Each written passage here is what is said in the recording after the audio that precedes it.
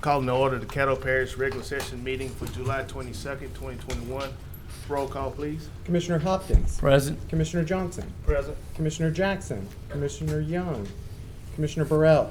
Yeah. Commissioner Cawthorn. Present. Commissioner Gage-Watts. Present. Commissioner Talaferro. Here, sir. Commissioner Atkins. Here. Commissioner Chavez. Here, sir. Commissioner Lazarus. Here. And Commissioner Epperson. Present. All right, there are 10 of 12 members present, and that is a quorum.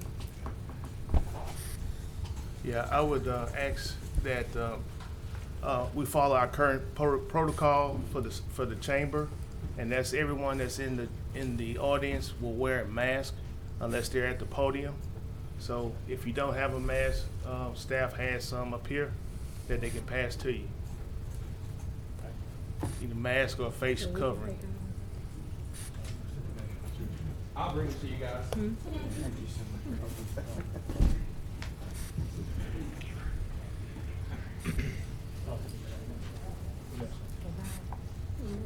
And that is our current protocol. I will ask that Pastor Carroll will come up and do our invocation, and Commissioner Epperson, would you lead us in our pledge of allegiance? Please stand. Let us pray. Let us pray. Eternal God, our Father, Lord, we thank you for this day and this time together. We pray now, Lord, as we conduct the business of this parish, Lord, that you would be in our midst. We're thankful for the leadership that's being provided, Lord, and we pray that we have a successful meeting. In Jesus' name we pray. Amen. Amen. Would everyone in the audience stand, face the flag? I would ask that all military and veterans would render the standard hand to brow salute. All others, your right hand across your heart, and we'll repeat the Pledge of Allegiance in unison. I pledge allegiance to the flag of the United States of America and to the republic for which it stands, one nation, under God, indivisible, with liberty and justice for all. Thank you. Thank you, Pastor Carroll, and thank you, Commissioner Ken Epperson. Next item, please. I'm not aware of any agenda additions today unless, I don't have any. okay. That brings us to citizens' comments, where we have received a number of citizens' comments. Just as a reminder, citizens who wish to address the commission on any issue other than zoning are asked to fill out a comment card. They look like these, found at the front, and if you could submit those to myself or one of the commissioners, we'll get them to the chair, who will call them. Citizen comments are limited to 3 minutes. Commissioner Epperson, I see you on the board. Yes, sir. Mr. Chair, I would like to make a motion that we would advance the proclamation in reference to Mr. Harry W. Thomas forward on the agenda at this present time, since he has some health issues. Second. It's been moved by Commissioner Epperson and seconded by Commissioner Stormy Gage-Watts to move up an item on our agenda. Seeing no one on the board, does that pass by acclamation or passes by acclamation? So, Mr. Clerk, can you bring up that particular resolution? Mrs. Thomas, if you would you please wheel Mr. Thomas in front of the podium?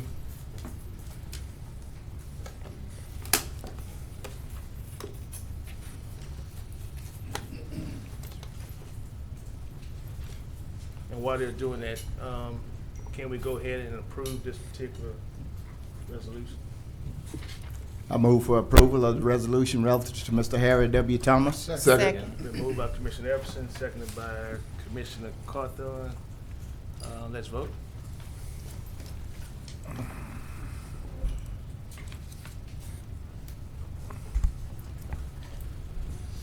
Mr. Clerk, if you would read the resolution. Would everyone please stand? And it by the way, that passes with 10 in favor, none in opposition, and 2 absent. Today, we will have the resolution of recognition and appreciation for Mr. Harry Winters Thomas. Whereas it is the desire of the Caddo Parish Commission to give the appropriate acknowledgement and recognition to individuals that have rendered invaluable service to the citizens of Caddo Parish. And whereas Mr. Harry Winters Thomas is an iconic personality in local journalism and has contributed indelibly through his 40-year career of uncovering information, documenting, and interpreting significant events and situations, and advocating for the underrepresented voices to be heard as the story of Caddo Parish is told. Thomas's talent and dedication saw him break barriers to become one of the first black journalists to be employed in mainstream local media outlet in Northwest Louisiana. And whereas Harry Thomas is a native of Shreveport, Louisiana, having been born March 5, 1954, Thomas attended and graduated from Caddo Parish Public Schools and continued his studies at Southern University in Baton Rouge before returning to Shreveport to begin his career in journalism. And whereas Thomas began his career during the tumultuous times of the 1970s as a reporter at the Shreveport Sun, where his firsthand knowledge of the challenges facing the black community at the time helped him to ask the hard questions that others weren't willing to, and to carve out a reputation as someone who could get to the heart of a story. His factual, trustworthy reporting and ability to express complicated issues in direct terms helped to inform and educate many in the black community to issues they may not have otherwise been aware of, and further establish the Shreveport Sun as a vital source for news. And whereas Thomas's contributions to the Shreveport Sun were so significant that he became one of the first black journalists to work for a mainstream local media outlet when he was hired by the Shreveport Journal newspaper, where he would report for many years and where he contributed articles and perspectives that remain relevant today. For example, his 1992 article on local prison planning was one of the first to point out the need to reduce the demand for prison space by seeking diversion programs and reducing the rate that minorities were being sentenced to prison. And whereas Thomas continued to tell the story of our community, but from 1998 to 2014, he shifted his focus to telling the story to visitors through his work with and advocacy for the African American Multicultural Tourism Commission, who were one of the first organizations to receive NGO funding from the Caddo Parish Commission. And whereas Thomas has never let his distinguished work get in the way of his love for and commitment to his God and his family. Thomas serves as a deacon at Pleasant Hill Baptist Church in Shreveport, and he and his beloved wife Betty have one son, Omar, who resides in South Louisiana. And now therefore be it resolved by the Caddo Parish Commission that it does hereby declare and proclaim July 25th, 2021 to be Mr. Harry Winters Thomas Day in Caddo Parish, Louisiana, in recognition and admiration of his notable contributions to Caddo Parish through his accomplishments and barrier-breaking career in journalism, and his service advocating to tell the story, especially from the underrepresented voices of Caddo Parish. And it's signed.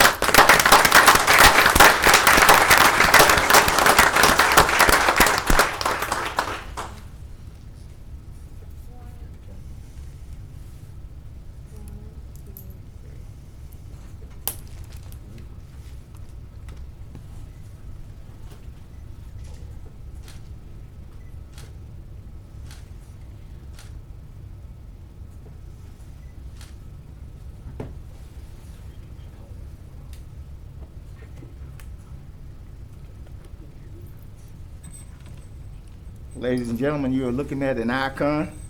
Harry didn't only print innuendos or unfactual information or do things to stir you up, discord within the parish in his printing. Harry even attended one of our National Association of County meetings in Washington, D.C. at his own expense so he could tell a true story as to what happened when we travel on trips for educational information.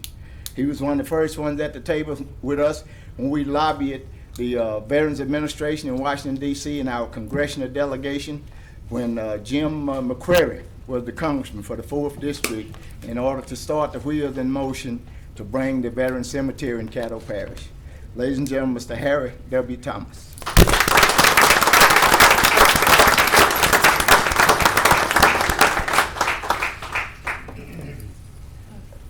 Thank you, Mr. President. He's going to leave.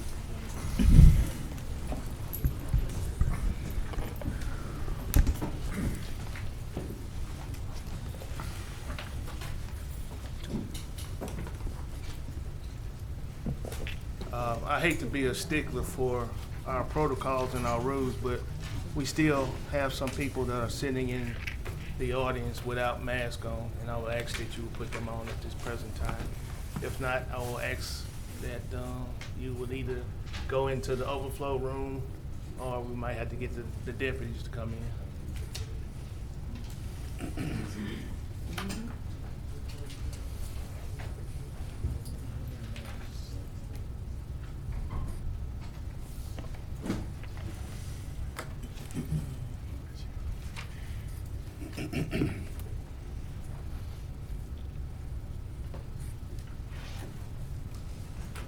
Thank you.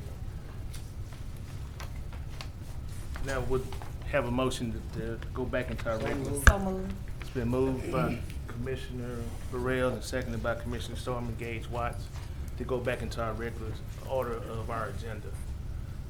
We're now at public comments. First one I have is Bunny 4.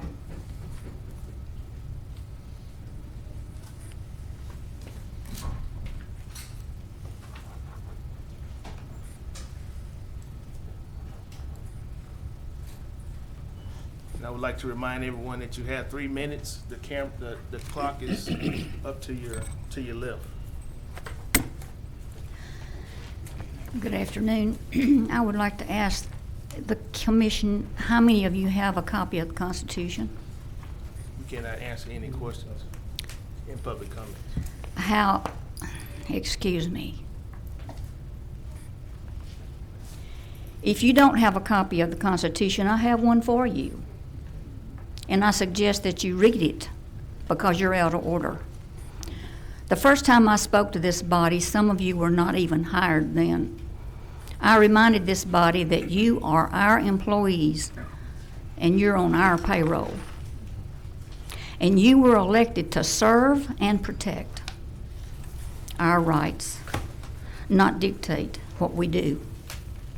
I'm here today to ask you to read this federal Constitution and your state Constitution. If you've read it, did you understand it? If not, did you bother to study it? Do you have a copy of the Constitution? I'm not supposed to ask you, even though you're one of my employees. And you're one of the rest of us as employees as well. When the Creator creates anything, the created is subject to the Creator. When you start looking, God created man. Man created the state. The states created the federal government. The city, the state, and the federal government are all under man. That is us. The federal government is under the state, not the other way around. Government was created for one purpose only, and that was to protect our inalienable, God-given rights, not government rights. Keep in mind that any law created outside our Constitution is criminal, and it brings with it criminal penalties. When the government, beginning with the local up to the federal, forms laws contrary to our Constitution, we do not have to comply. I'm reading that again. When the government, beginning with the local to the federal, forms laws contrary to our Constitution, we do not have to comply. Today is that day. We will not comply. We will not comply with any law, mandate, or any other unconstitutional saying that you want to call it. Your time has expired. Do you have any questions about your constitutional responsibility? If you do, read your Constitution. Sheila Perkins.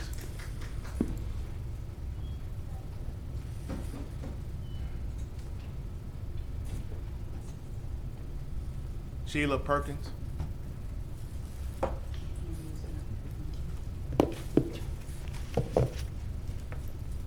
Jackie Jonas? Or is that Jones?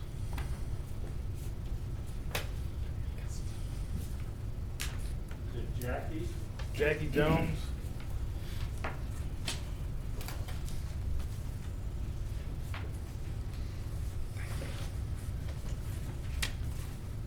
Resident on Free Waters?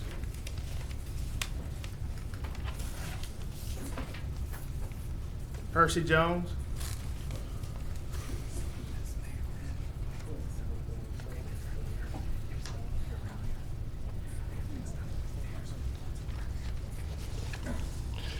Good afternoon, everyone. My name is Hershey Jones Jr. at 4621 Kemper Street, Shreveport, Louisiana. No relation to Jackie Jones, by the way.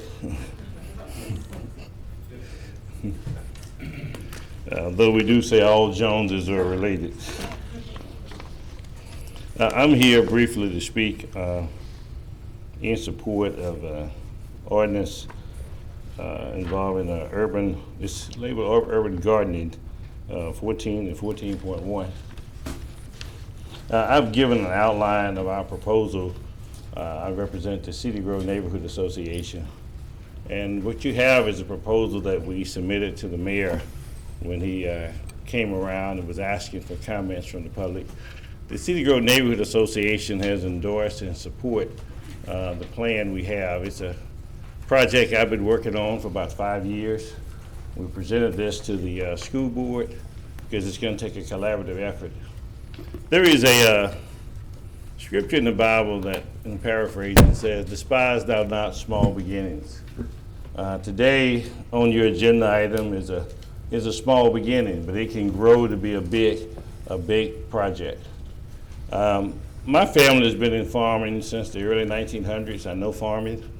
My father did a garden in Cedar Grove when I was growing up. And Mr. Johnson, that's Commissioner Johnson, that's why I don't have a garden now. I spent every weekend extra time we had having to water that garden, break that garden up, and do all the things necessary. But I shared with Antoine White with the police department that my dad with his garden helped to reduce the crime in Cedar Grove. He did that because when we call the thugs or the bad actors would come to get his vegetables for their parents and grandparents, to get them they had to listen to his sermon. And then they had to listen to his sermon, then they had to promise they wouldn't do what they did again, and Dad would say, "I don't know if I want you eating my greens. It may make you act worse." And they would promise that they wouldn't. But so I know the role of gardening and farming in the community. One reason why we support it is that there are a lot of young men coming back from incarceration. They need jobs. If they can't get jobs, I want you to know those of us that live in the inner city are going to suffer the wrath. The whole city is going to suffer the wrath, but particularly those living in the inner city. So we see urban farming as a way of providing jobs. Many of them have learned farming in the institutions. So they come back as a skill they can readily transfer. But we're a little different from urban gardening, because we're focused more on the economic aspect. For the last 5 years, I've been working and researching on the distribution. When it comes to farming, it's easy to grow. If you've been in gardening, that's pretty easy. But it's that distribution. And so we've been working to create, matter of fact, so Mr. Alan Clark here, we just got 2 temporary permits to create 2 inner city farmers markets, one in Cedar Grove and one in the Allendale area. So we're asking you to support it. Expired. Motion to extend? Second. We'll ask you to extend it. time. I know. Hold on. It's been moved and second to extend the time. Does it pass by acclamation? Yes. Okay. Now you can continue. I'm sorry. Thank you. So we're asking you to extend it. I know you've allocated about 20 to 40,000 to extend it to include Cedar Grove and other areas. We talked to a coalition of neighborhood associations just last night representing MLK, Queensboro, and Lakeside, and they're interested. So we feel that we're going to make a pitch to the city, but we feel that we thank the parish for the leadership and the steps that you've taken. And if you support it and you expand it, then we can expand it throughout. We talked to the school board about incorporating more farming techniques through 4-H. 4-H primarily deals with cattle and things now, but it can deal with farming and gardening. So that's our proposal. We ask for your support. We ask you to expand what you're prepared to do to include the urban farming as well. Any questions? Can't answer any questions. Great. Thank you. Thank you. Thank you. Next up is Pastor Bruce Carroll.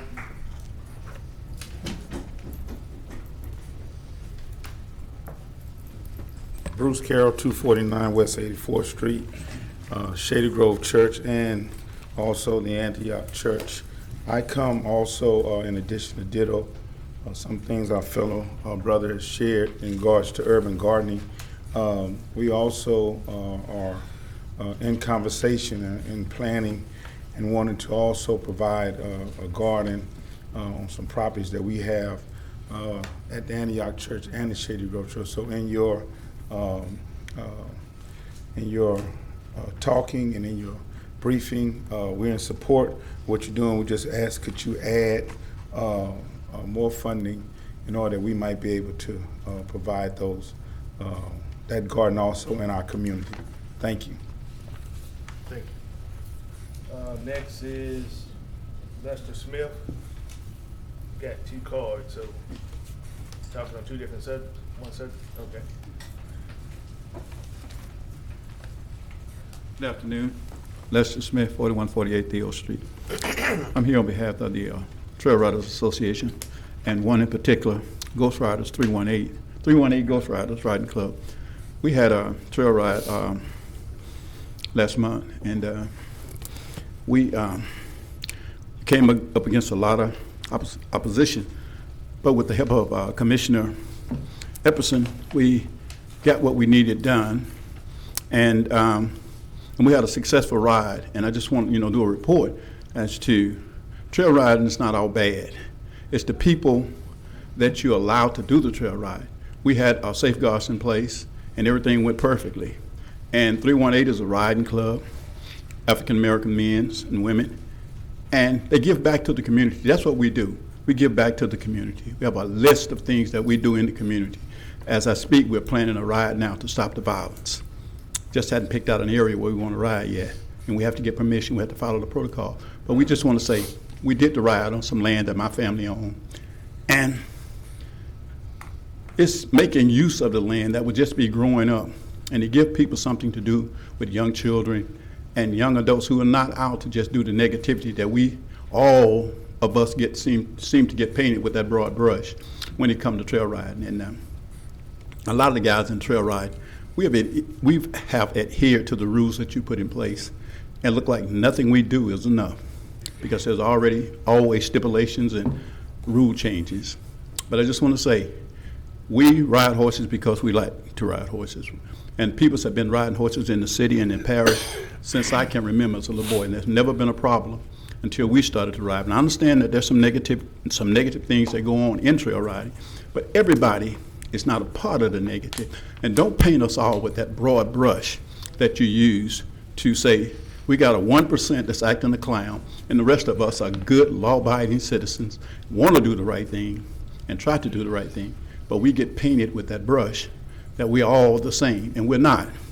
Nothing could be further from the truth. And I just want to say 318 is a riding club with responsible young men and women, and we're trying to do some equine training with the young people, therapy for our young people, because we got to try to find a solution to do something to help our inner city youth.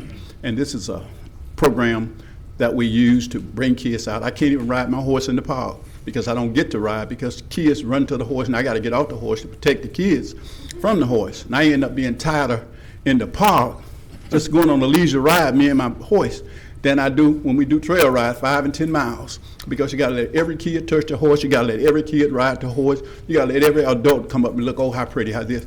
And that's something that we need to consider. Things that are positive in the community, we need to allow those things to exist without all these rules and regulations in place. So I just want to say we had a good time. Sheriff was out supporting us, and we thank you guys. Thank you.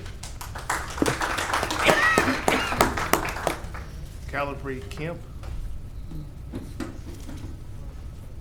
Good afternoon. I'm Calipari Kemp, 5625 McAlpine. I'm the secretary for 318 Ghost Riders. I want to reiterate some of the things that Mr. Lester Smith said. We are 318 Ghost Riders. We were established in 2015 in Morningsport. My president is Raymond Smith. He has a zero tolerance for disrespect and violence. We have done more for the community than just the partying. And I hate that all trail rider clubs are in that box. As he was saying, we had a good turnout for June 26th on Jefferson Page Road. There was no violence. We had sheriff presence from, I think, 5 to midnight. 5 to midnight, right. We opened the gates at 10. So from 10 to 5, there was nothing from 5 to midnight. But it also had to do with the fact that we policed everyone. We made sure that everyone felt safe. If there was a problem, we addressed it right then. And as far as my club, as far as giving back, we've adopted a nursing home, Southern Hills Nursing Home. We haven't been able to do so much now since COVID, but we're hoping to get back into it. But once or twice a month, we've gone over there doing the nails of the occupants and playing dominoes with the guys. They like that. They like trail ride dancing. I'm not very good at it, but I try it. We also, we have done back school drives, giving school supplies away. We fed the homeless. We've also offered clothes to the homeless. And I just want you to know that everybody's not the same.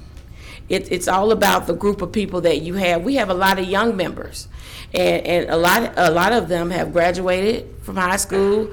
They're either in the service now or they're in the Army, and they still participate. We have members that are in Louisiana, Texas, Arkansas, Mississippi. They just like us because we're a fun club.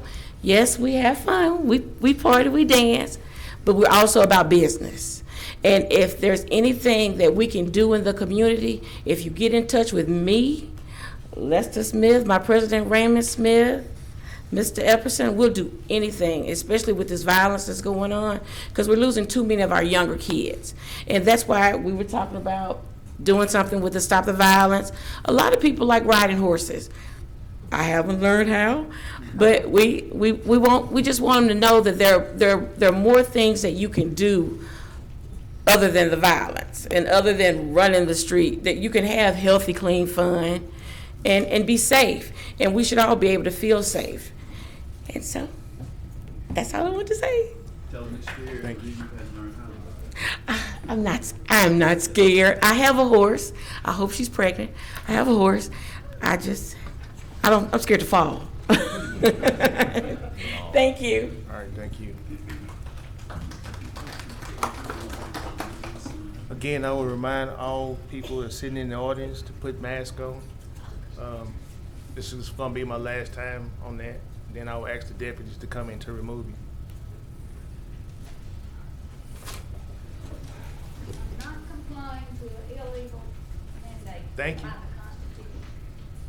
Thank you. Candy Peavy, you're next.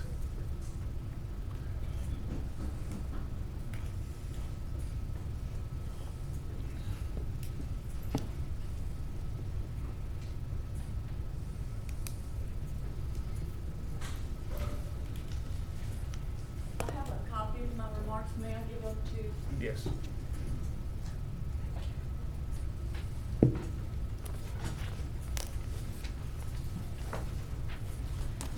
Good afternoon. I'm Candy Peavy, Shreveport, Louisiana, 71106. I want to talk to y'all about fear, because so many of the decisions we are making personally and as a society today are really driven by fear. And I have to admit, I've been scared of this virus. I've seen the same news stories as all of you, and I know people who have suffered greatly and some who have died. But I also know that now, a year and a half after it first hit our country and hundreds of scientific studies later, we know an awful lot more than we did before. And we all have reason not to be so fearful. We know that children have literally almost zero risk of death. And we know that everyone under age 70 who is in good health with no other comorbidities such as high blood pressure, obesity, chronic lung disease, and diabetes have a very high survival rate. We know we need to primarily focus on protecting the elderly and those with comorbidities. In fact, and this is really important, so please listen to these statistics. Using our federal government's Health and Human Services COVID death data, SARS-CoV-2 has an overall survivability rate of 99.8% globally, which increases to 99.97% for persons under the age of 70. This is consistent with the seasonal flu. It is super survivable. But the really big news for us is that now we have lots more knowledge and expertise with preventing severe disease and hospitalizations. We know how to treat this disease. We now have extremely safe and effective treatments for COVID if we start early treatment. Early treatment is the key. I've seen it over and over. I'm a physical therapist, by the way. My husband's a physician.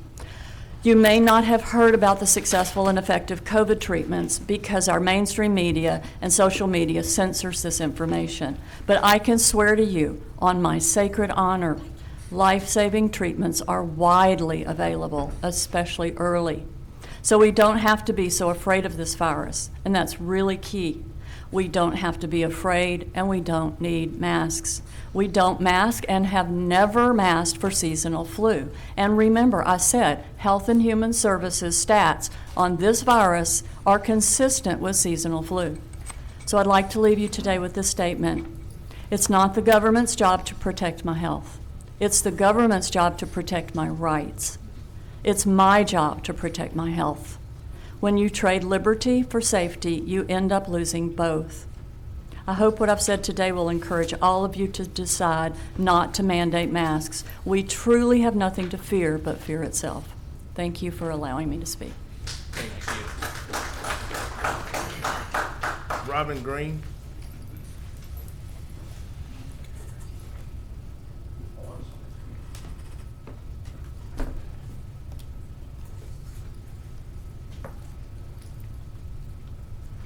Hello, my name is Robin Green. I would like to share some information provided by Dr.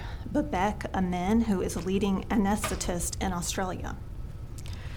Dr. Amin recently discussed decades of pre-COVID data and 18 months of COVID-era data that failed to show the benefits of wearing masks. 2 studies in particular showed no appreciable benefit in mask wearing, particularly in respiratory viruses. Non-mask wearers and mask wearers were essentially the same in the rate of infection. One of the studies that I'm referencing is the DanMask study with over 6,000 participants. Observational data from first world countries have shown that the rate of infection before and after mask mandate is essentially the same. There are studies that claim to show benefits of mask wearing. However, the studies are fraught with errors in methodology, such as using mask wearing and hand washing as a measurement of the efficacy of masks alone. Even then, the studies were only able to show mild to moderate benefit. The studies have been publicly criticized by many experts. One of the arguments that's provided by the research in favor of masks is that it stops forward-moving airflow. The problem is that the study also shows that the air is then pushed out of the sides, back, and top of masks, pushing molecules all over the room that mask wearer is in. There is also evidence that mask wearing is causing harm. A peer-reviewed paper in the International Journal of Environmental Research and Public Health shows that mask wearing causes lower levels of oxygen and heightened levels of carbon monoxide within minutes. Because of this, we are seeing children who are forced to wear masks for 8 hours a day, 5 days a week, 10 months out of the year. We are seeing these children experiencing poor focus because of their lack of oxygen. We are seeing heightened levels of anxiety, and we are actually seeing this affecting their school, their ability to learn. I'm seeing this in my own son, who says that he feels like he just needs to take down his mask to breathe, but he will get in trouble at school if he does that. The research also shows that elderly people, especially those with lung conditions, can experience serious health consequences when their CO2 and their O2 levels become unbalanced. Mask wearing has also been linked to a high rise in bacterial pneumonia. Green, your time has expired. I would like more time, please. Motion to extend. Second.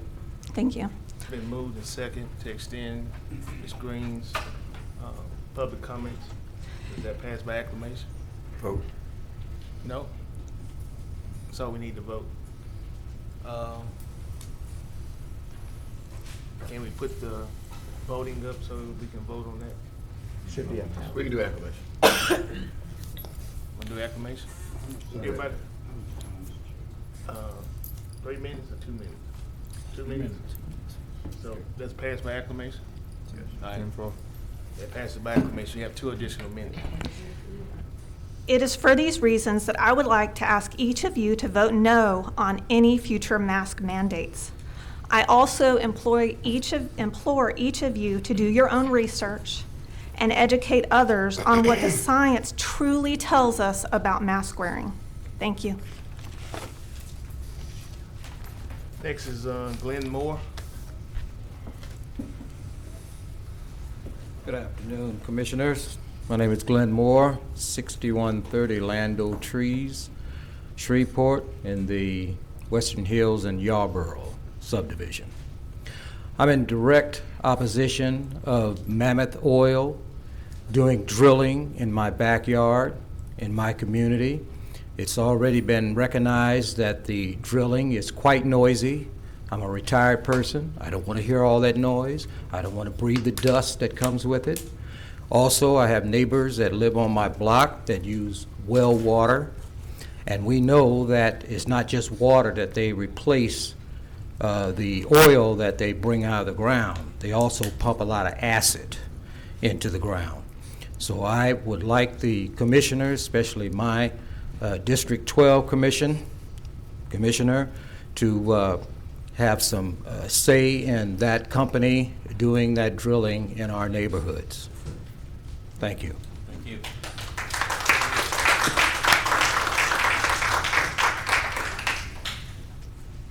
Lola Lawson.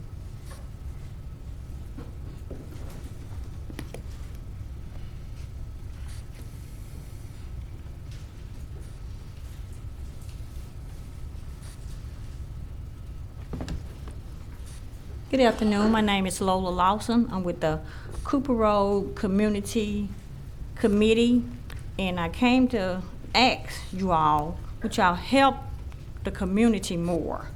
Would y'all not let oil and gas companies come into our community, plan a party, eat up all the food, drink up all the drinks, and leave all the trash behind? We have traveled to Baton Rouge to talk to the commissioners, the Conservation Commissioner, and ask them to prolong so that our community people, the people in our community, could get more information on the oil and drilling. We know that that it's many problems. We got people in our area who have health issues. We have 2 schools in our community, 15 miles away from us in Blanchard. We know that there has been 2 earthquakes up there, and we would not like to have a company come in, inform every other entity that's in the plaque, but the homeowners.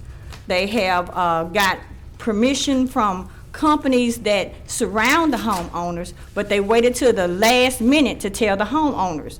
We did not know that they was coming in to our community until May 4th. They did not meet with us until May 27th.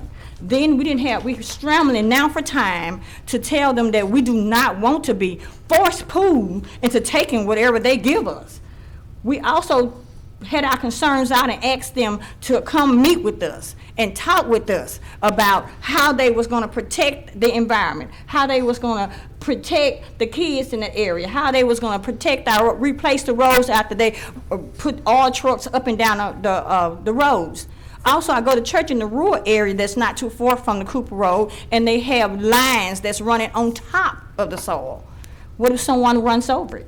What if somebody mistakenly puncture those lines, and then the air quality in that area is messed up for the elderly, messed up for the young people? So what I'm asking is that you all, before y'all let these big companies come into our community, and I know you all are informed way before we are informed, because we already know Caddo Parish School Board has signed off. We know that that pecan company has signed off, things that they did not tell us until it was too late in the game. We have Representative Cedric trying to help us, but we asking you all, because you are on the local level, to help us, not to let companies come in without informing the landowners.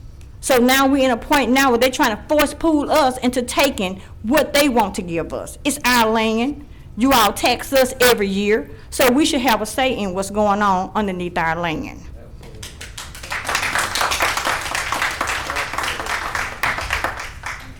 CM Davis Green.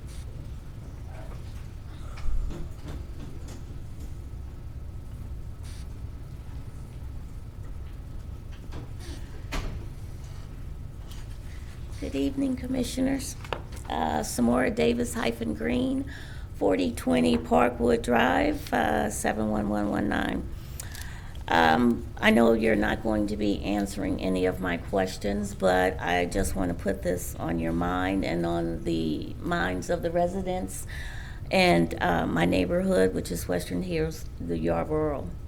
There have been conflicting reports about Mammoth Minerals by residents.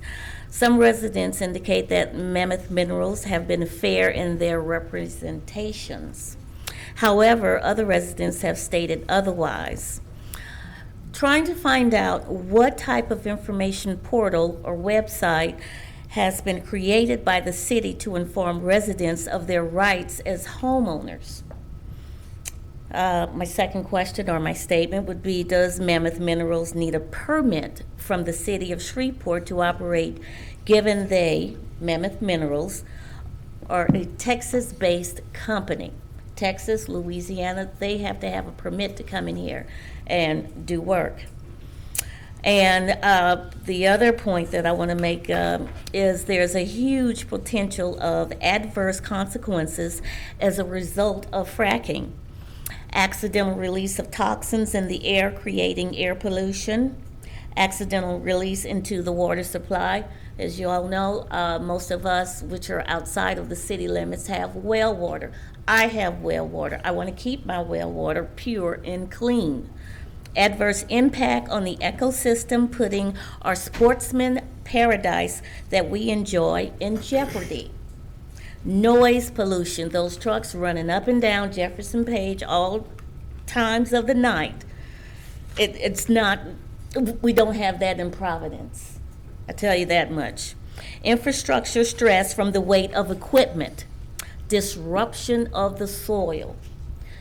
Now, one thing that, I want to bring to your attention is, how is the city of Shreveport going to be proactive as an environmental protector so we do not have the same outcome as the state of Michigan and water poisoning?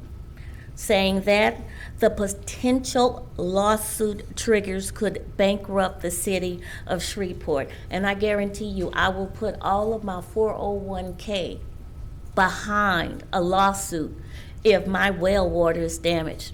I'm one of those people that have comorbidities, so I'm likely going to be one of the first to go out if I catch something.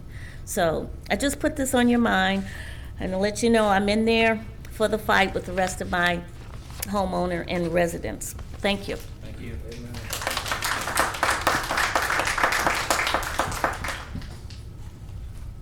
I have one more, but it's for the public hearing on ordinance 6093, and so we'll address it at that time.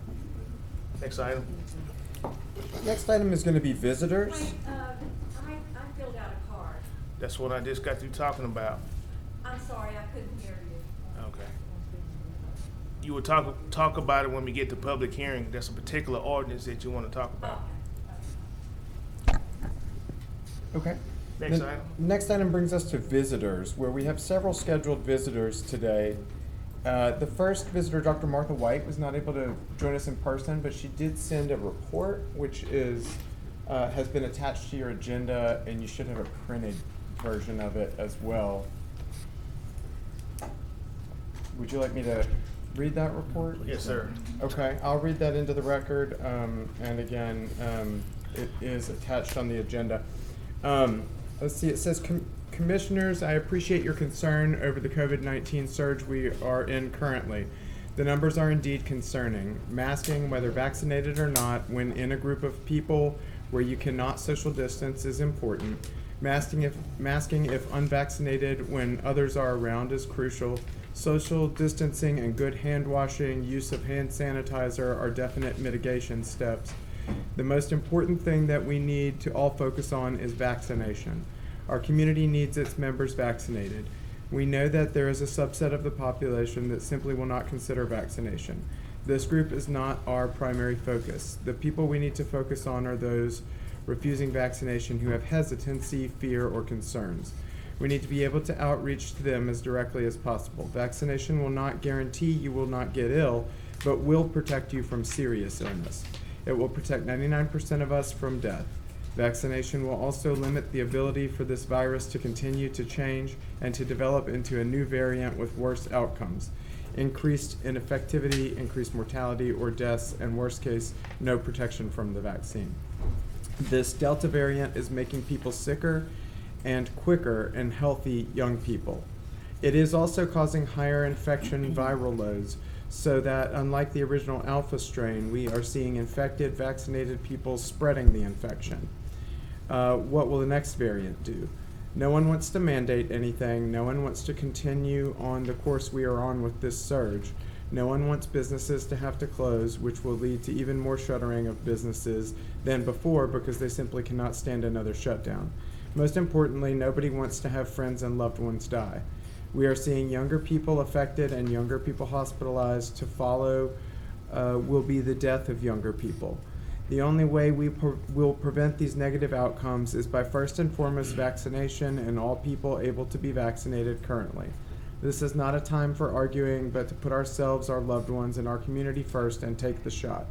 Get educated if you need to and take the shot. Next, we need to follow mitigation steps that we all know well, including masking.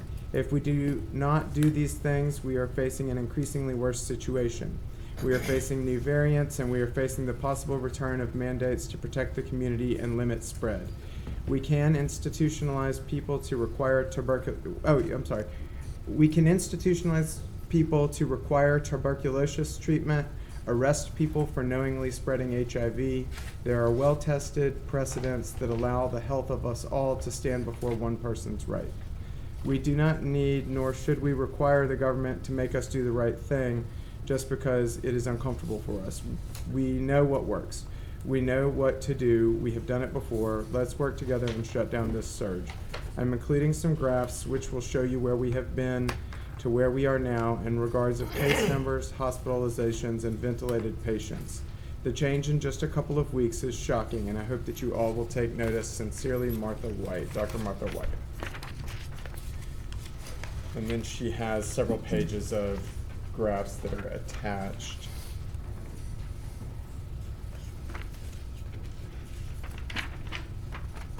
You want to move on to the next speaker, or?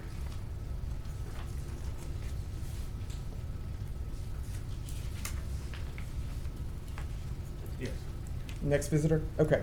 Our next visitor is Dr. Kevin Murnane. And I believe Dr. Murnane is here. And Linda, if you can help him with his presentation. Commissioner Thank you. Burrell wants to introduce him, so. Thank you, Mr. President. Again, I want to welcome Dr. Kevin Murnane. He will be responsible for the parish-wide water testing, wastewater testing program for COVID. I think it's very innovative. Dr. Murnane, the Associate Professor, Department of Pharmacology, Toxicology, Neuroscience, Department of Psychology, Director of Basic Science Research, Louisiana Addiction Research Center, Director of Community Surveillance, Center for the Proposed Emerging Viral Threat at LSU Health Science Centers. I present to you Dr. Kevin Murnane. Thank you. I appreciate that. Would the commission like me to go straight into the presentation, or go ahead? So we've requested a funding request to extend a program that we've been working on for the last 9 months or so. And this program, we use some scientific equipment to test the wastewater with the city of Shreveport. And testing wastewater is a very powerful epidemiological technique because if you survey the community or you wait till individual test samples come back, you're at a huge disadvantage. If you ask people, if they've experienced disease burden, you may not guess all the answers that you're hoping for, and you may not guess even answers between different communities. Some communities have been generationally traumatized and disenfranchised in the United States, since they might be not willing to engage as proactively with medical personnel as other communities. So you sort of get different answers between different communities. And if you wait with this virus till individual samples show a viral presence, you are waiting until people are very sick, and oftentimes right before they go into the hospital. But with wastewater testing, we can detect markers of the coronavirus and other markers of community health, and we can do it very, very, very early. We can do it much earlier than when individual test samples come in or hospital beds start filling up. And so you get a really early warning system to try to mobilize medical resources to direct them towards the communities where they can do the most good.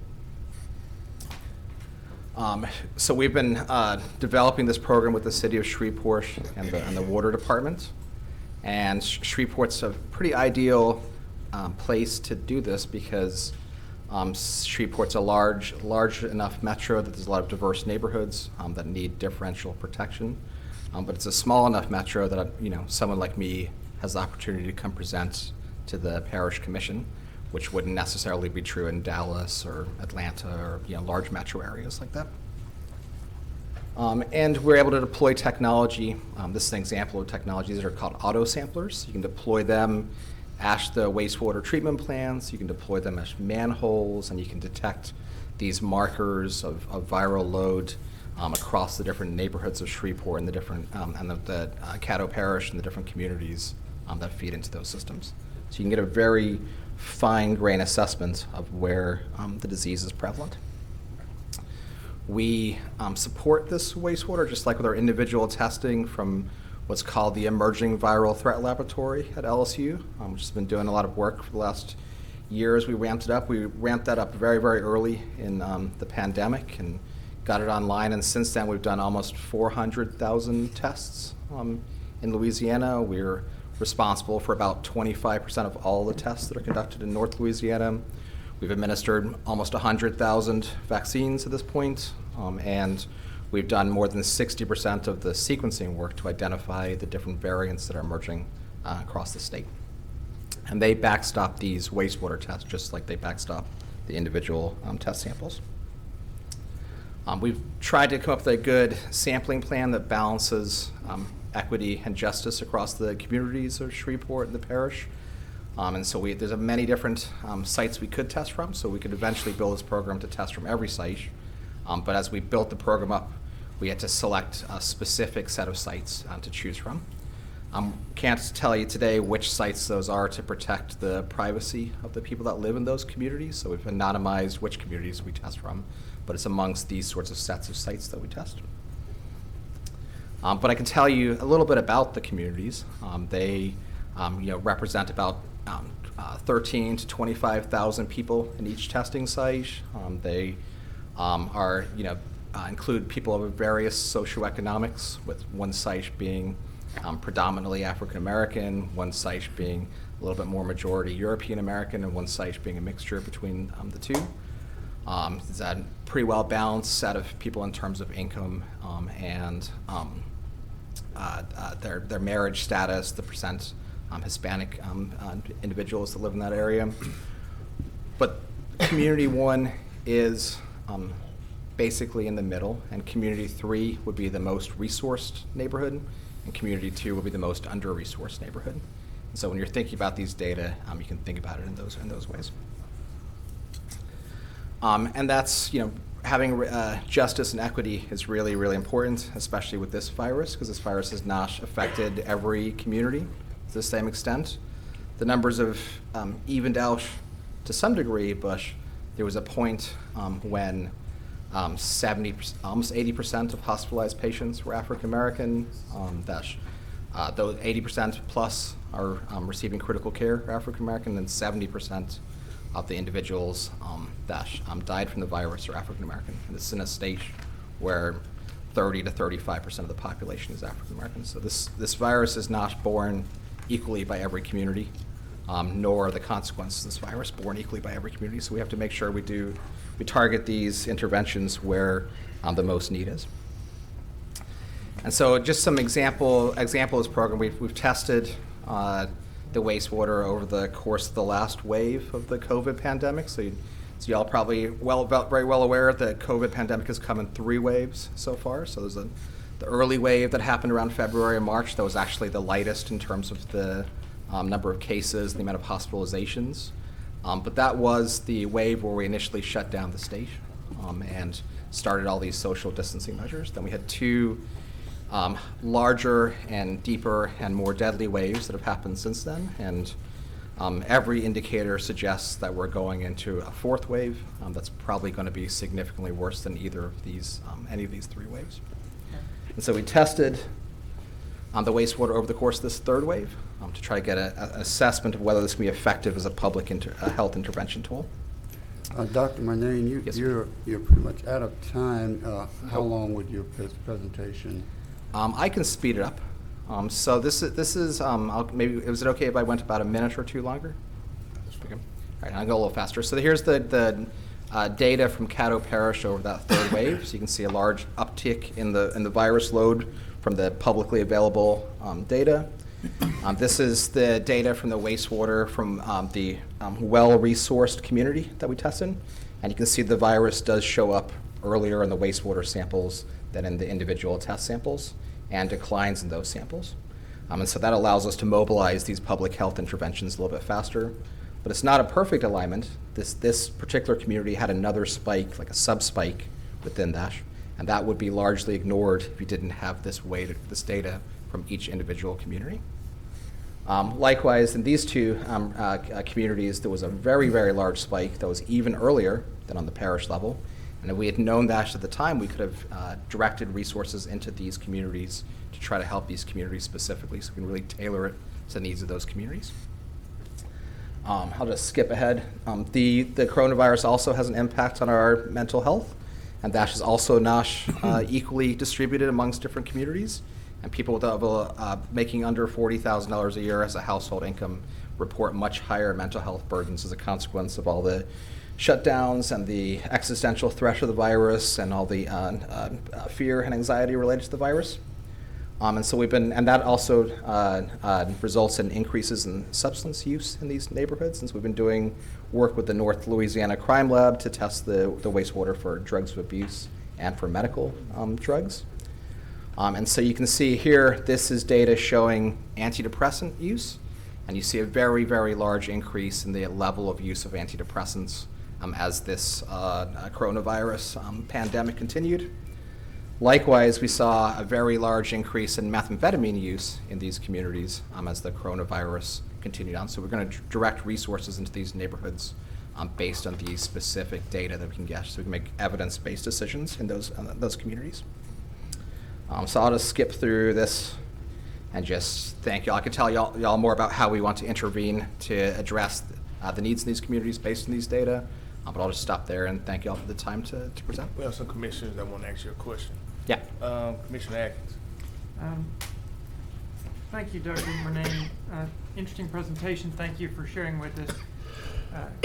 Right here. Sorry. It's a little hard to put under the screen. It's a little hard to tell. It's vibrated, I know. So you've been collecting data for basically, since the beginning of the virus, correct?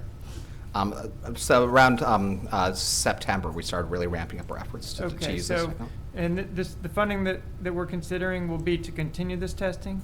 To continue and to expand. We've been using internal LSU resources to do those 3 sites and in-kind support from the city of Shreveport, but with this funding, and this funding is matched to community foundation funding in a 2-to-1 match, we'll be able to expand to more sites and to ramp up the interventions that we do and try to use this data in the most effective way possible. Well, that's the question. My follow-up question was exactly that. So I understand you can detect where you have hot spots or spikes, and then what kind of intervention can you provide, and what kind of correlation have you seen between your data and the effectiveness of your intervention?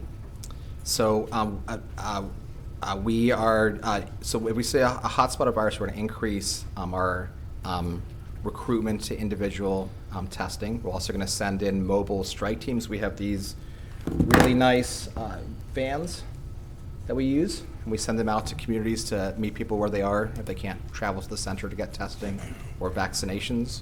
We're also working with Keith Hansen in the city of Shreveport to come up with a text-based notification system to probably not to say there, specifically that there's an increase in the viral load, but to say that the testing is available, because that's not really useful to people out in the community, but to show where the testing is, where the vaccines are available, and inform them about that. And then the sort of last thing we're doing is we're feeding all this information into a command center-like dashboard, where we can this is a ton of data to sort of wrap your mind around, and it's hard for any human to make an actionable decision based on that. So we're feeding it into dashboards that will help you to visualize the data, and then we're using machine learning algorithms to try to sort through all the data and to produce very clear, actionable decisions based on the data that we take in.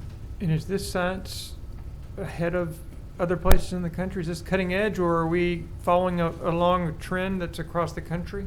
So the testing, using the power of wastewater-based epidemiology is pretty widespread, even internationally. It's used for a variety of public health decision-making. This application to coronavirus is relatively new, but it's been going on since the beginning of coronavirus, and almost every state in the country, if not every state in the country, people are doing the wastewater testing to try to use the power of the early detection system, but to take machine learning and advanced dashboard technology to make public health decision-making is cutting edge. Thank you. Thank you, Mr. President. Okay. Commissioner Burrell. Thank you, Mr. Chairman. After I read something on this, I became very excited about it. I guess I like science, for one. And the second thing is, it sort of frees us up from political issues, dealing with economic status as well as ideology. That's two of the key things that really got me, because testing is so important. I mean, it's so that's what you do to identify where the problem is. So you're actually collecting this data and you're identifying and targeting where more resources are needed. And that's the other thing that I like about it. And I didn't know that it also identified other social ills that we may have as it relates to drugs and other things. I think it's a very, very important piece of new innovative technology that is taking place in the area of studying some of our health issues. Thank you, Mr. Chairman. Commissioner Everson. Mr. Murnane, my 7th and 8th grade science came in. My 7th grade science was under Dr. James Stokes Hope, who's still living today. And my 8th grade science, Miss Ernestine Suds, and Dr. Frankie Raybone at Grambling State University during my college career. Everyone is aware of the spikes now at this point in time. What I was thinking about, you can sort of think back as to how things have loosened up within the last 2 or 3 months. We're having festivals. So what came to my mind was that you got all these festivals going on, and you got all those portalets down there. I think that, to me, that would be somewhere I think you might need to catch a sample. Then you could track that data from when those events were. And you see them spike somewhere down the road, you know that had a direct correlation with those festivals and those people using those portalets and those mass gatherings. That's just my thought. And also I wanted to make sure everyone that's listening in the audience that's aware that you've been saying Shreveport a lot, but we are also going to do wastewater treatment plants in the rural areas of the parish also. Yes, that's correct. And That's my question. Does that have any merit, or does it make sense? I don't know. It does. My 8th grade science teacher was Mr. Menard, and he changed my life, and it's real nice to hear that. It's a very good point and absolutely correct. We have done a little bit of that, but there's a lot of national data and even data like from Ruston locally, where college kids came back on campus and large July 4th gatherings and other things, and you do see very large increases in the spread of the virus as a consequence of large gatherings. There's large unmasked gatherings are ideal venues to spread the virus, and this Delta variant, we don't know for sure yet, but a good range would be 5 to 10 times more infectious than any of the variants that we saw before. So it spreads very, very easily. It sits in the air for a long time. It gets into you and infects you very, very quickly. And it might be quite a bit more dangerous once you have it. And my reason was, wastewater treatment, we know where that comes from. Yep. Your sewer. And you got all those portalets. Yep. That's just my 2 bits. Absolutely, and we'll be testing around the parish. We've just been working with the city so far, but we'll extend out to the parish. That's all I have, sir. Commissioner Taylor-Farrell. Thank you, Mr. President. Doctor, thank you so much for the information. A couple of quick questions just for my education. Did we really need a pandemic in order for us to bring this to the forefront about having our wastewater program or wastewater tested? I mean, it seems to me that isn't this a standard operating procedure for wastewater treatment facilities to actually delve into this or be part of the safety or the public safety of those that they serve? It is to some degree. So the city water department tests for things like heavy metals and lead and other contaminants, and that's very routine throughout the country. Although, some of the lessons learned from places like Flint, Michigan, and the communities that were devastated there, show that that's not as comprehensive and thorough and effective as we would all hope it to be, even for those metals and other contaminants. But before the pandemic, nobody was on a widespread level routinely testing wastewater for the presence of viruses, because that's clearly tied to the response to the pandemic. What they were doing, not on a routine basis, but on a public health basis, was testing wastewater for drugs of abuse. That's been quite widely used to test for the presence of opioids and stimulants and medicinal drugs and other drugs. And so that's pretty widely established, not on a routine basis, but for public health departments to make decisions about substance use patterns. And there was a pandemic that was occurring before the COVID pandemic of opioid use, which has continued all through this COVID pandemic. And there's a new pandemic that's happening in parallel to the opioid pandemic and the COVID pandemic of methamphetamine use. Methamphetamine use is skyrocketing all over the United States, and it's skyrocketing in North Louisiana. The crime lab is getting samples left and right, and there's people overdosing in LSU's emergency department for methamphetamines. And using this technology to address that predated COVID, much more on a public health level than a routine level. Okay, thank you. And regarding the mental health, you said % of adults who say they worry, welcome to the club, or stress related to the coronavirus had a negative impact on their mental health by household income. Did they articulate exactly what their worry and their stress was? Was it the actual virus, catching the virus, or was it the restrictions that were being placed which hampered their household income? Were they very specific in their worry/stress? So they were, that all those factors, it's an amalgamation, all those factors rank really high on things people would say. It's not that one, economic insecurity, existential threats, the uncertainty, and the lack of understanding about when this will be over all make it very inescapable. And there's a very large scientific literature that inescapable stress is the most difficult for people to cope with. And so they would rank all those factors pretty highly. We also know who who has the most challenges as a consequence of that stress.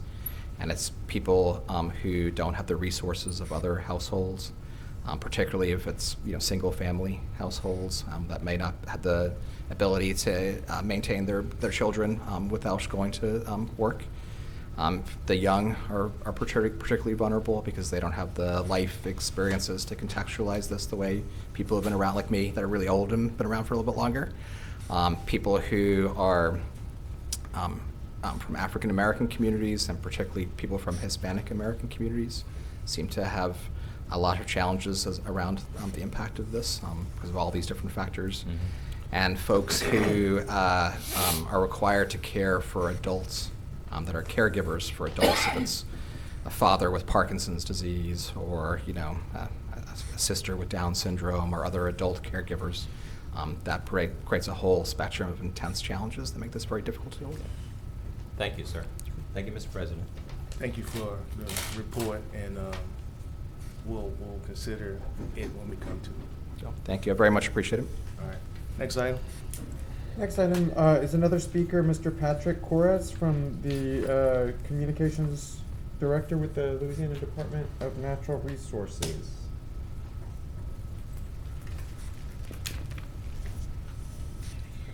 Some of the people that needed to hear it already left. Good evening. Commissioner Evans. Yes, sir.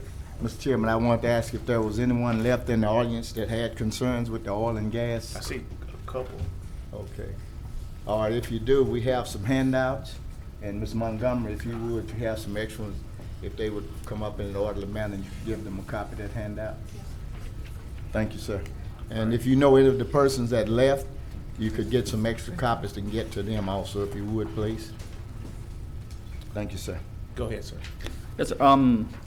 Was contacted yesterday, asked on behalf of Mr. Epperson to come and speak. Was mainly looking to answer any questions y'all might have, but I can, just from having picked up the crosstalk, some of the comments from before, I can see that a lot of the issues that have come up with the drilling as it's encroaching on more populated areas. I mean, Haynesville shale drilling's been going on since about 13 years ago. And a lot of the issues we're hearing today, the dust, the noise, the truck traffic, concerns about what to do with mineral rights, things like that, are ones the Office of Conservation has heard before. We went through this with folks. It was a lot more concentrated in DeSoto then, but as that development of that field has gone on, it's moved up and it's getting into areas who were more populated, where people aren't as used to this kind of thing, and it's new to them, and they got questions and and concerns. Some of those are things we could address, like when questions come, you say there's a company they're kicking up a lot of dust with their truck traffic or something like that, and that's a concern. Can call our district office, we'll get in touch with that company and see if we can't get them to wet the roads, things like that. Other things, some of the noise issues, so forth, historically that's been a local government issue, though when we created rules back in 2008 for urban drilling, as they call it, areas that are more populated.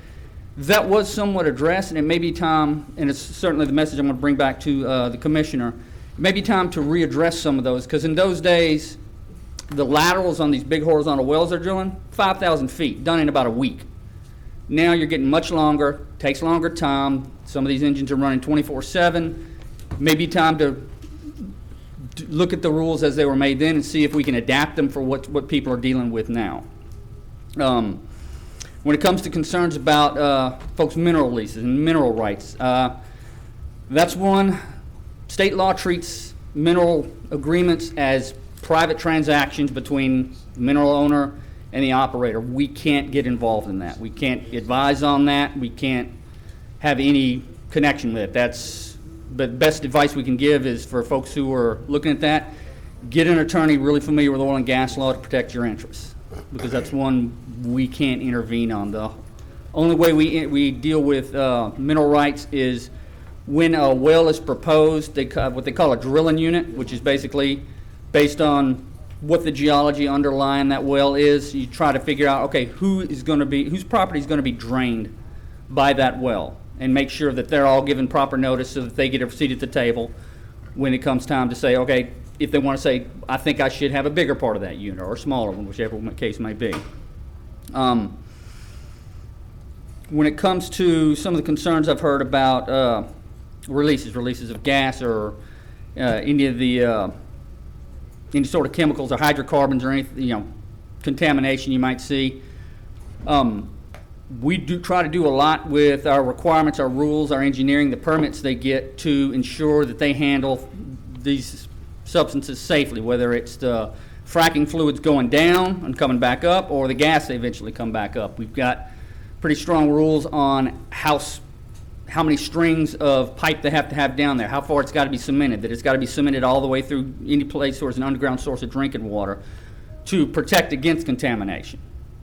We kind of do that on the front end. They have, before anybody moves to even fracture a well, they first have to get a well permit, and then they have to clear it again through our district office to make sure that their fracture plan meets our standards, and then they have to show it again after they've done it to show that they built it like they said they would.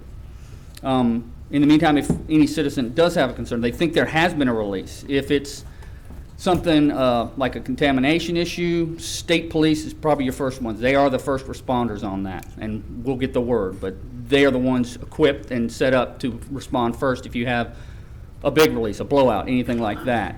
But when it comes to concerns about noise, dust, issues like that, you certainly can reach out to our district office, and we'll reach out to those operators, see what we can do. But again, one of the big messages I'm going to be taking back to Commissioner and leadership down there is it is probably time to look again at that drilling rule when you're getting close to populated areas to see if there can be some adjustments made.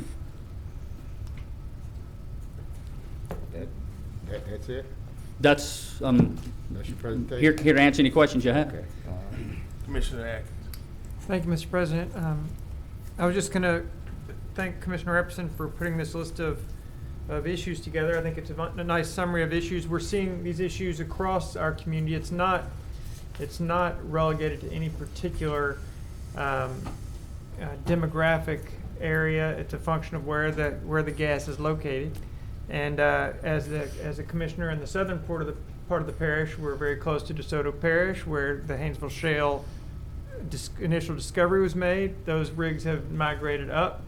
They are drilling all around neighborhoods in my community. A lady mentioned earlier that she doubted they would do this in Providence. Well, I can say that there were 2 rigs recently drilling just across Overton Brooks from the Providence neighborhood. So yes, it occurs all through our community. And I've also seen a rig lately down on Pueblo Road. That being said, I will compliment at least the rig on Pueblo Road. They had large. It was very close to homes, but they had large walls, sound baffling walls, and that really did help to address the situation, help to alleviate a lot of that noise. So I think that's something we should continue to consider requesting from the operators. But generally, they certainly are focusing on safety and professionalism, and they do bring a huge investment into our community. But I do agree with Commissioner Epperson's issues here that we need to work on noise, leakage of fluids or gases, dust, and road damage. Those are all issues that we need to continue to focus on. And I think we have to be respectful of our neighbors, and at some point it is getting too close.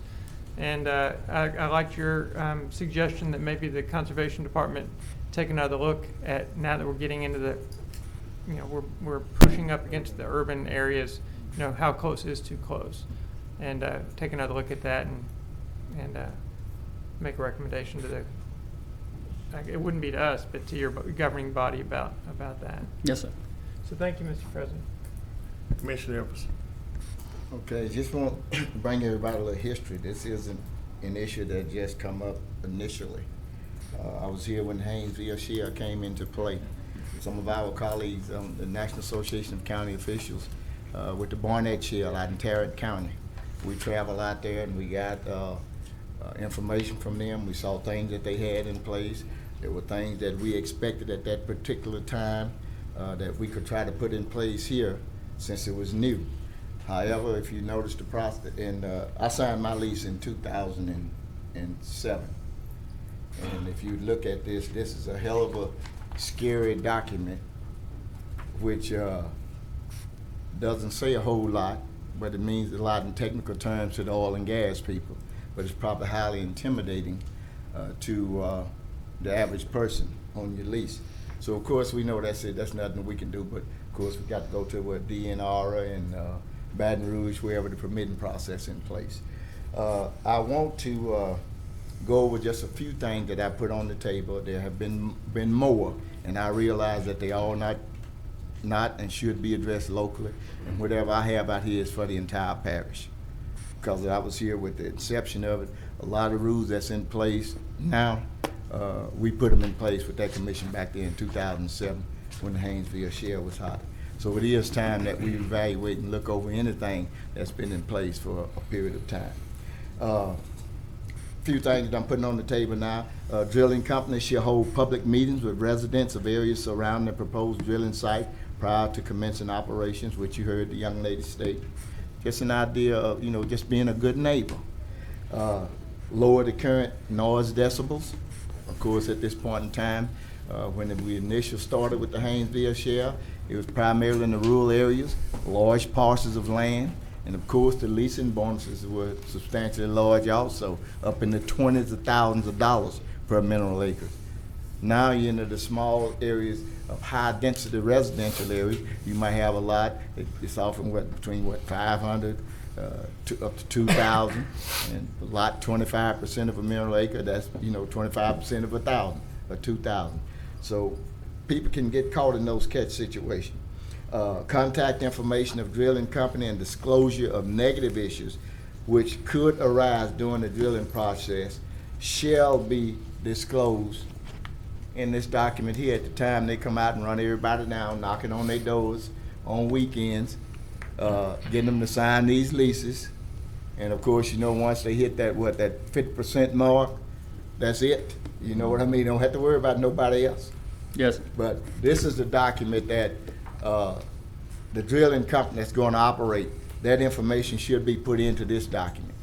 Information relative to negative connotations of drilling should be put in this document too, when those individuals sign it. So however, I know there's probably something that they'd have to get private or legal counsel or something we might could get with our state legislatures to do, since the bulk of the approval, and we know how strong the oil and gas industry is in Louisiana, can come up with.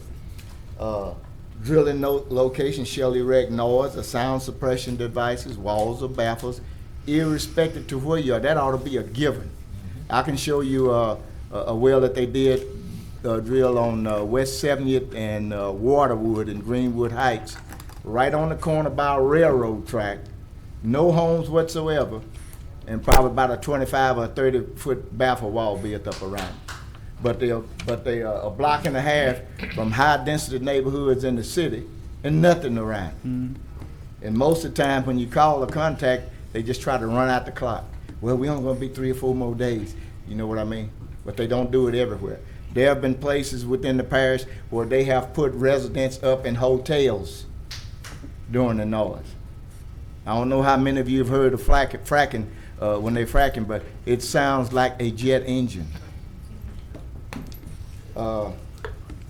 If the ingress and egress of roads to drilling rigs are constructed of material that creates dust, operators must constantly deploy abatement measures to minimize or alleviate it. Ought to be a given. Shouldn't, just a given. If damage is incurred to nearby property or possessions of residents, they must be compensated in a timely manner to mitigate the damages. Don't come out with running the clock, or either we call a parish employee to go out and they're going to give the appearance to our citizens that it's a bother to them. Hell, that's why we're paying them. We're paying them to be professional and courteous with complaints of our citizens. Once again, I'm gonna hit that again. Caddo Parish personnel that are responsible for investigating citizen complaints shall be courteous and professional while carrying out their duties. All complaints should be acknowledged in writing to the complainant. Don't send a little elementary email or go out with a resident and tell them something verbally. Highly unprofessional.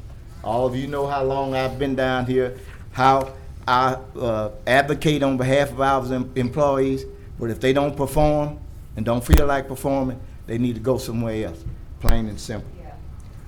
All complaints, concerns, or issues by citizens regarding drilling shall be resolved and treated the same by all drilling companies. I don't care if it's Mammoth, Blue Dome, Trinity, or whatever it is. They all running that game in the community, trying to run the clock out, treating people differently. It's not right.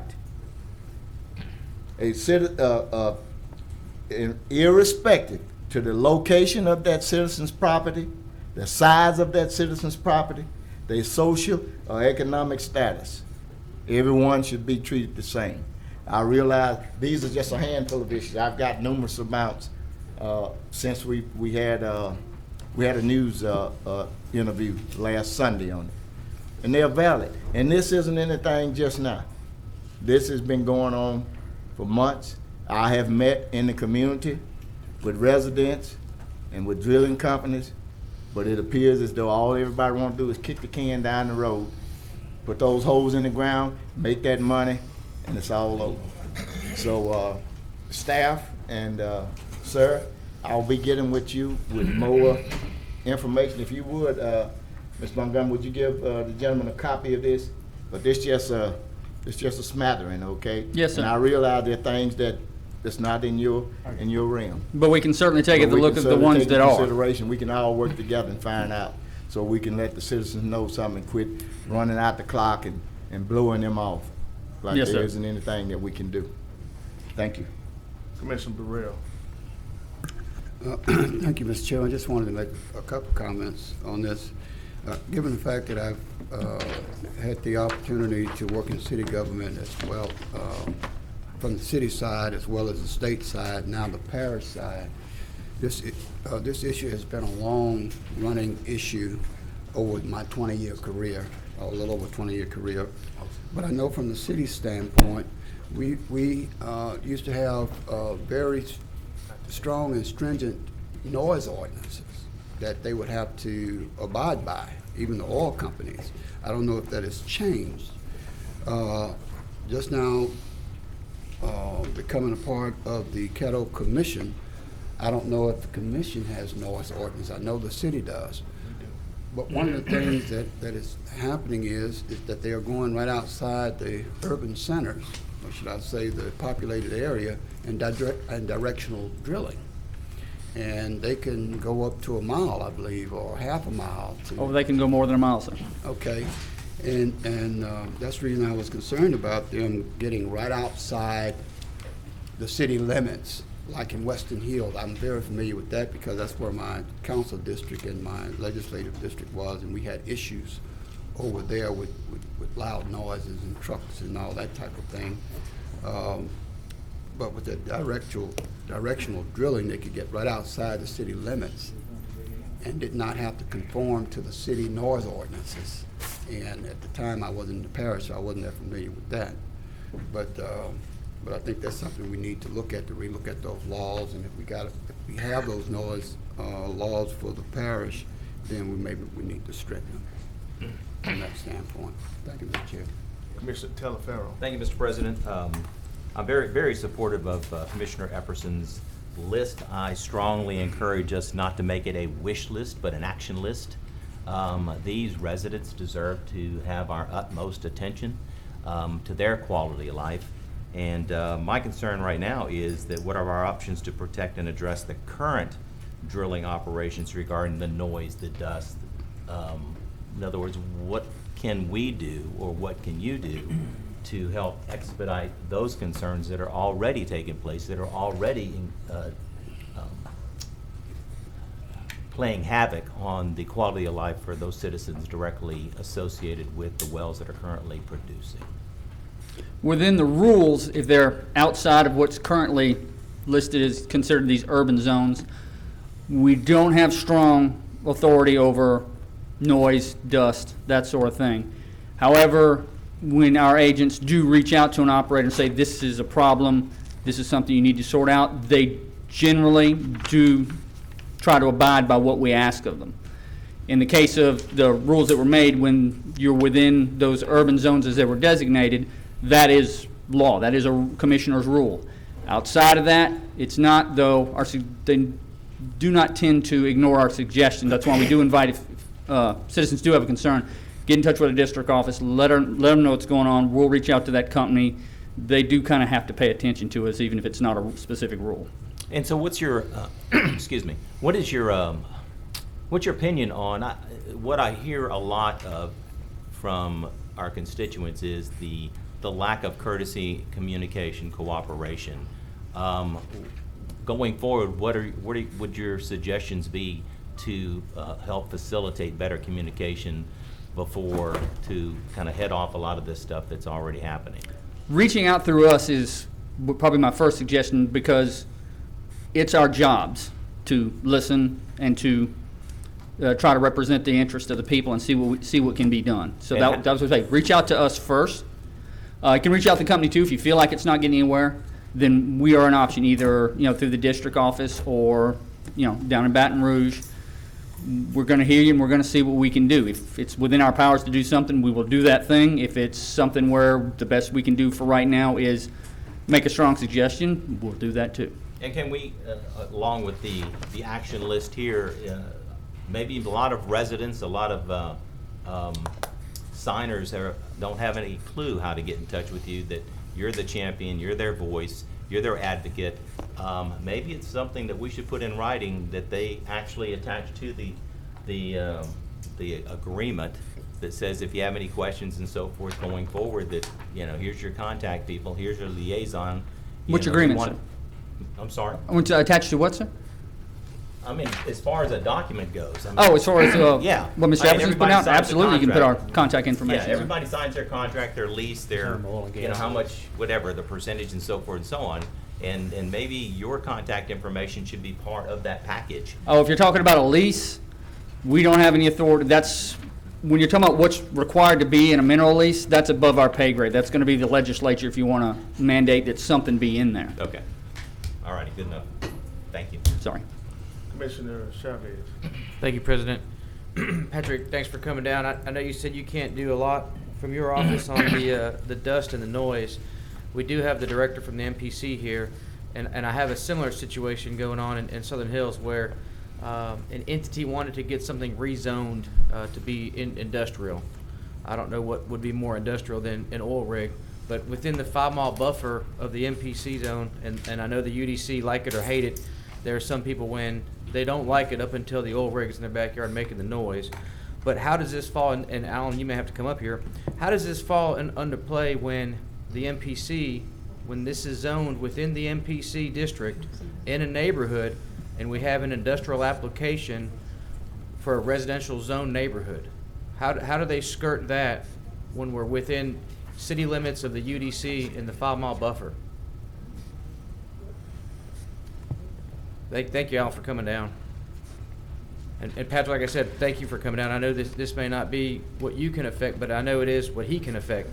And we have situations like this all day long in Southern Hills where people want rezoning and the neighbors turn them down. Well, this sounds like the neighbors having the same issue, just with a different application. I can say from experience, I have seen where communities have an issue where zoning runs afoul of basically mineral law, where mineral law says if you have your mineral rights, you have the right to exercise them. Correct. But if the only way to exercise them is to put a well in, then I know that's gone to court, but we wouldn't be the folks to opine on how that would come out if push came to shove in any particular locality. Alan, do you have an opinion on this? The only thing that I could do, Commissioner, would be for us to investigate and research. We've had very little, if anything, to do with drilling and fracking and mineral rights, any of those issues. But we will look into it and come back at the next meeting and share anything we have and what other municipalities and other entities are doing throughout the state. Okay, I appreciate it, Alan. We've had this chamber filled with people with synonymous complaints with other applications, and it only seems fitting that we investigate this via the MPC as well. We are more than happy, as you well know, to absolutely to look into anything and come back with you to share with you what our findings are. Okay, thank you, Alan. Thank you, Patrick. President, I'm done. Thank you. Mr. President, Yes. Before we go, thank you very much for coming, sir. Appreciate you coming down. Yes, sir. Out of all the times I've been working on this issue, it's the first time that I've gotten someone from your organization to show up. Either the email's been just blown off or they just went into internet space. We appreciate you coming down. And I do feel that we are at a point now whereas we are going to really look at this situation. You know what I mean? Yes, sir. Of course, we know the oil and gas industry, the economic boom and all that, but I don't care who it is. You should not run roughshod over the citizens. The citizens have rights because they live here 24/7. You come in, punch that hole in the ground, make your millions, and you gone. You might live in China somewhere. We don't know who owns these companies, but they deserve that respect. And Chavez, you mentioned that this is one of the things that I was going to bring up to my citizen on the MPC Advisory Council. I think it's in our purview that we can regulate it. That's why we're separating from the city. I believe this is in our purview.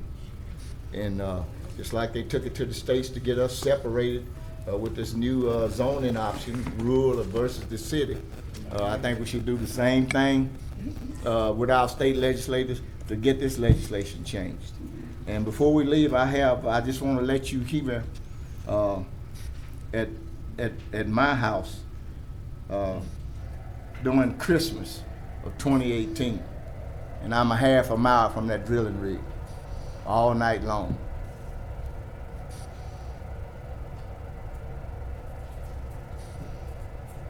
It's just a 30-second bite. I got a call from a constituent Wednesday night about 10:45. Mm-hmm. I got up and went outside. I can still hear it at my house. And that's the Dodds on Ellis Circle. Yes. Those are the things that we're having to go through. Yes, sir. Thank you. If I could, just one last thing. We talked about contacts. Just want to put this out for y'all, anyone. If you do have an issue you want to reach out to the district office with, their phone number is 318-676-7585.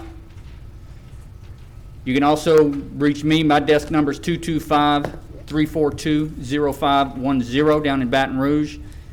Anything you got, feel free to call. See what we can get done for you.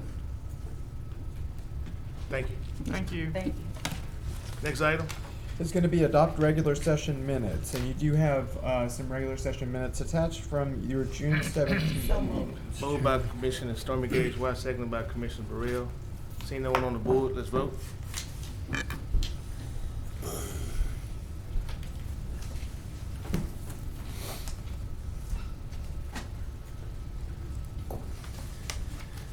Okay, and that passes with 9 in support and 3 absent.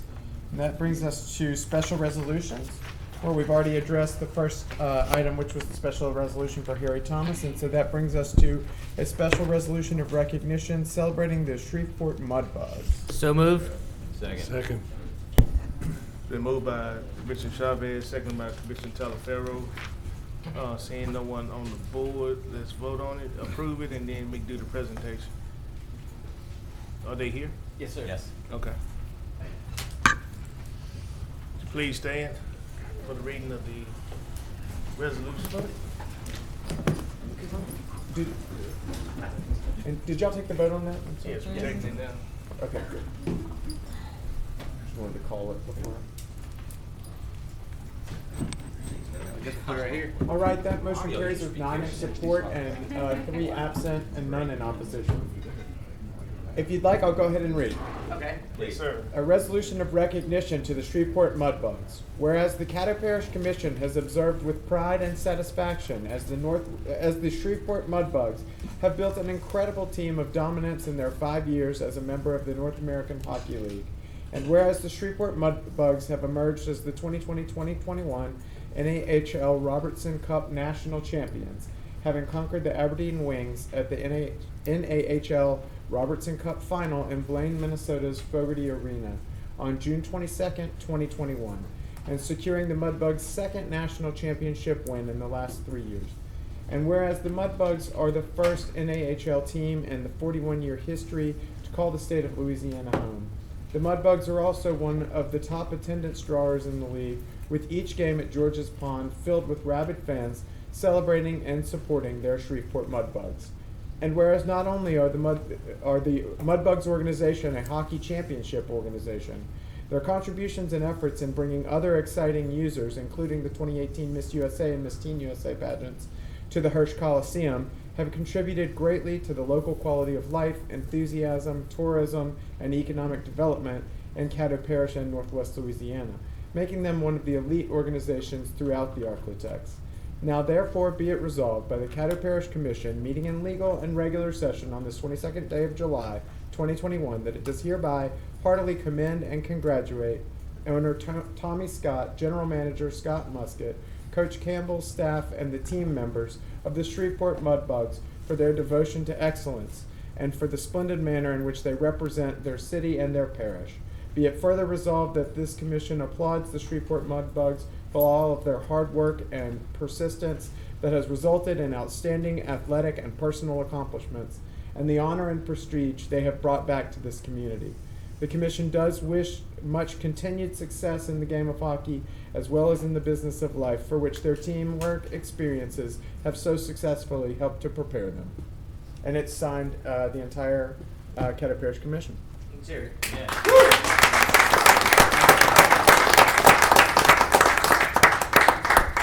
You may be seated.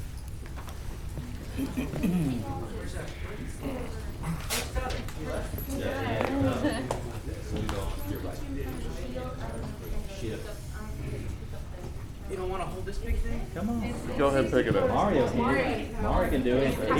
He can do anything. Mario's a man. Call it me. Ready? 1, 2, 3.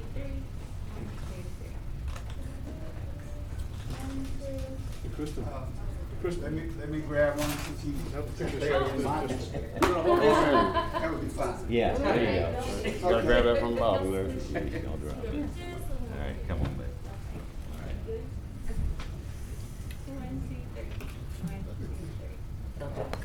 Must be pretty heavy because you're trembling. Yeah, it's heavy. Sweet. Thank you. Congratulations. Yeah, go ahead. Appreciate it. Absolutely. My name's Tommy Scott, and I want to tell the commission thank you very much for your recognition. I really appreciate the service that you do for the citizens of Caddo Parish.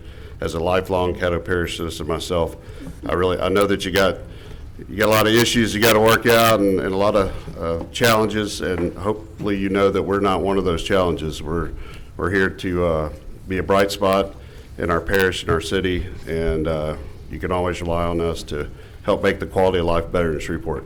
Thank you. you. Outstanding. Thank you. Hold up for a second. Got a couple commissioners that want to say something. Commissioner Chavez. Thank you, President. To Tommy, to Scott, to all you guys that do so much over there. I know it was a risky endeavor initially when people said you can't do it. It's not going to be done. There's nothing to do in Shreveport. You guys, you put your money where your mouth is, and you really made an investment for Shreveport. And just the accumulation of what has happened, and not just one but 2 Cup champions, that's awesome. You give the city of Shreveport something to do. And I always laugh when Scott calls me because he's like Mr. Shreveport. He's always so energetic, and he cares so much about it. It's not, there's a passion there, and he loves the city, and it shows. And I truly believe that's why you guys have been so successful, is because you really care about the city, you care about each other. So thank you guys for what you do here. Thank you. Thank you very much. Appreciate it. Commissioner Cawthon. Thank you. Just want to say congratulations for what you've done with that team and what it means to Shreveport and bringing it to Shreveport. It is so gratifying to know that when people make selfless moves like what you have made to bring to the city of Shreveport, the parish of Caddo, you should be publicly applauded. And it's also great to have you on record as saying that you guys are not one of the challenges, but you guys are one of the things that's making Shreveport a successful community. As we see situated here on the I-20 corridor, we need more of these type of attractions coming to our city. So once again, public applause to you guys, and keep up the great work. Thank you very much. Appreciate it. Commissioner Burrell. I just want to say too, you being over there in that area, it's really brought about a lot of economic development as well as security. we have more security in the area because of you all. And to be honest, I wasn't sure whether you all were going to make it. I said, hockey Me in either. Shreveport? But let me tell you, I don't live very far from there, and you all have a great crowd over there. And maybe whenever y'all start hitting basketballs with that hockey stick, I'll probably be there every day too. Thank you, sir. Appreciate it. I'll do it. Thanks for coming, and thank you for bringing that team back to Shreveport. Thank you. Appreciate you. Thank you.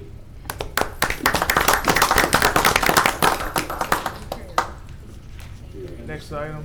Next item is going to be special resolution of recognition for Mr. Marco French, who was named the Principal of the Year for the state. And the next, do you want me to go ahead and read the? Just go through each one. They've already received their resolutions. Mr. Marco French has not been presented yet, but the rest of them have. Mr. President. And I believe he's not able to make it today, so we may do that at a later meeting. That'd be great. I'd prefer. Later date. Yeah. All right. Next item. Do you want me to go ahead and read them? Uh, Read the titles. Read the titles, and then we'll in Globo and accept those. So the next is a special resolution of recognition for Matthew Whitaker, and then a resolution of remembrance and respect to Mr. William Clarence Wright. It was moved by the chair. Second. Moved by the chair. Do I have a motion? Yeah, I'll make the motion. Second. I thought you made it. I seconded. Second. Okay. Move to in global all of the special resolutions and adopt. Second.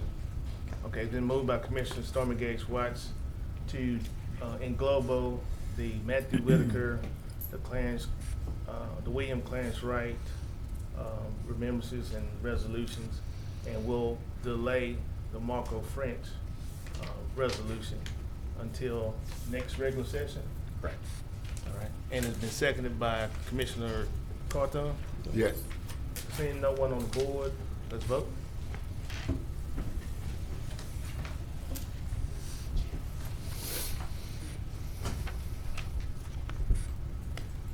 Next item. Okay, that motion passes with 10 in support, none in opposition, and 2 absent. That brings us to a public hearing on zoning ordinances and cases. We don't have any zoning ordinance or cases scheduled for public hearing today, so we'll move on to public hearing for standard ordinances. We do have several to have today. Would you like me to read them? All of them, and then I'll open up the public hearing on all of those, and then close the public hearing. Sounds great. So the first item is a public hearing on ordinance number 6081 of 2021. It's an ordinance amending the 2021 budget of estimated revenues and expenditures for the Juvenile Justice Fund and the Oil and Gas Fund to establish and provide an appropriation for a pilot program for juvenile offender monitoring and to otherwise provide with respect thereto. The next item is a public hearing on ordinance number 6082 of 2021. It's an ordinance to close and abandon a portion of the dedication for Redrick Drive in the parish of Caddo and to otherwise provide with respect thereto. The next item is a public hearing for ordinance number 6091 of 2021. It's an emergency ordinance amending the budget of estimated revenues and expenditures for the E. Edward Jones Trust Fund for the year 2021 to provide an appropriation for an emergency eviction mitigation program and to otherwise provide with respect thereto.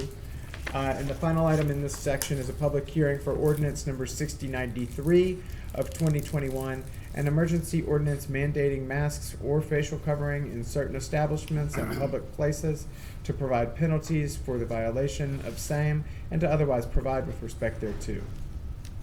Public hearing is now open on ordinances 6081, 6082, 6091, and 6093. So anyone from the public, Ms. Brenda Brock, you have a form. You may come up at this time. Good afternoon. Good afternoon.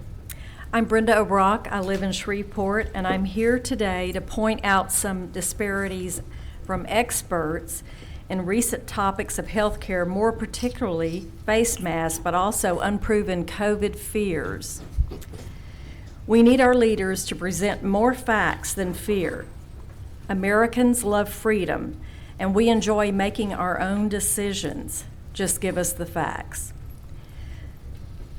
Not many have reported that if you get COVID, you are under the age, and if you're under the age of 70, you have no COVID susceptible health risk. you have a 94.6% chance of recovery. Young or healthy people have a 99.99% chance of recovery. We are given inaccurate information daily about COVID vaccines and masks.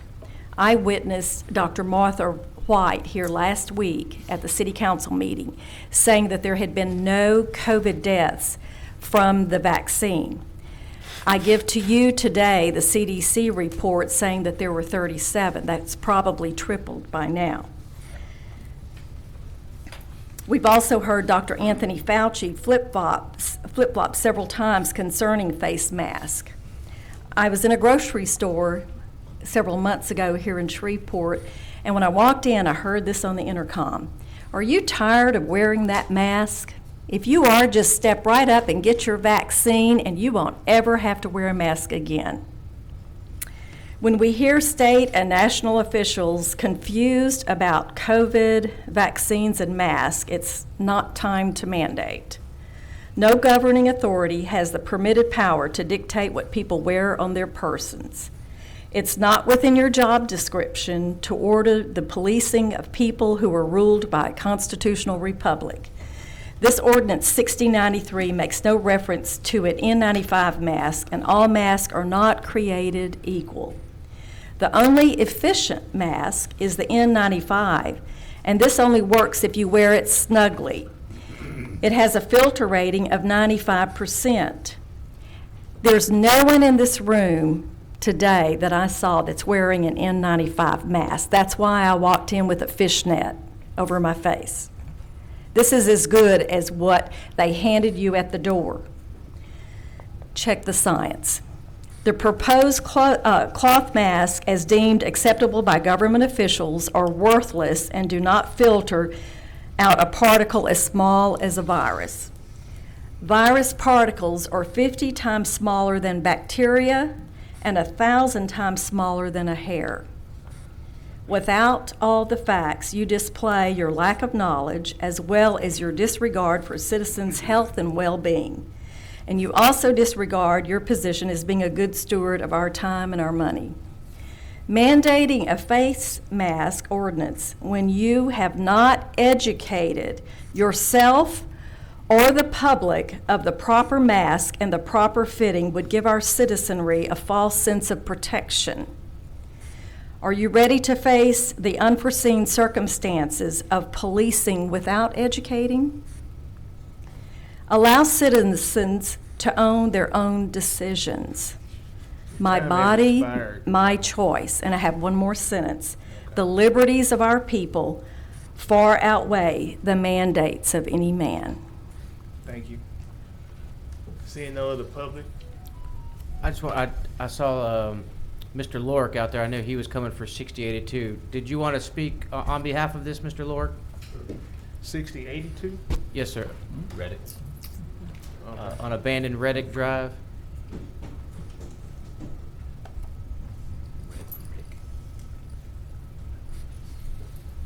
Thank you, Commissioner. I'm John Lorick.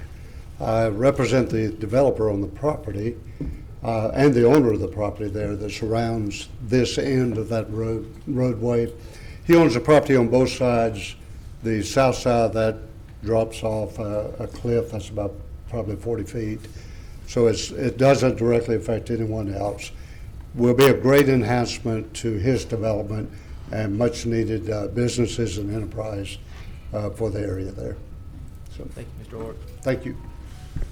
Is there anyone else that want to speak on those ordinances? And that's 6081, 6082, 6091, and 6093. If not, public hearing is now closed on those particular ordinances. Okay. Next All right, item, that Ms. brings Clerk. us to zoning ordinances for final passage, of which we have none today. So we'll move on to ordinances for final passage.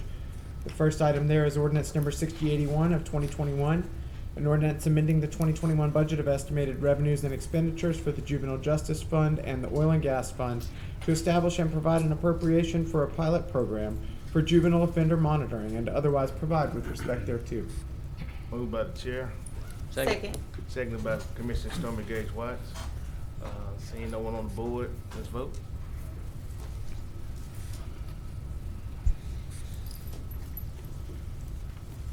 And that motion carries with 10 in support, none in opposition, and 2 absent.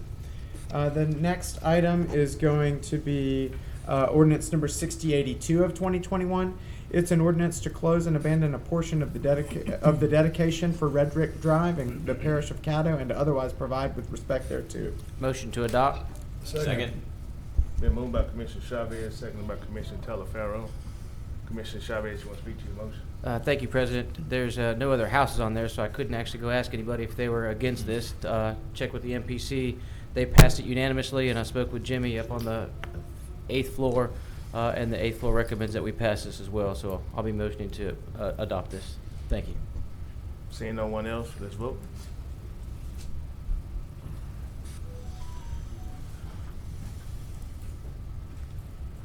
And that motion passes with 10 in support and 2 absent. That brings us to the next one, which is ordinance number 6091 of 2021, an emergency ordinance amending the budget of estimated revenues and expenditures for the E. Edward Jones Trust Fund for the years 2021 to provide an appropriation for an emergency eviction mitigation program and otherwise provide with respect thereto. So moved. Move to adopt. Moved by Commissioner Burrell, seconded by Commissioner Hopkins. Commissioner Burrell, you want to speak to your motion? No, I think we've discussed that before, Mr. Chair. Okay. I do have 2 questions. First question, do we have a organization that will do this? Or are we still working on one? And that's to administration. What's the question again? Well, the emergency ordinance 6091. The eviction. Are you talking about the E. Edward Jones We're still working. Trust Fund? Right. Do we have an organization that will represent the evictees yet? I think we went through the process yesterday. We did an RFP on this initially. No, not that Oh, one. okay. This is on the eviction. We have worked with legal aid currently, but for this particular one, we're still looking at another organization to assist us. Okay. Is there another way to do this that's more efficient?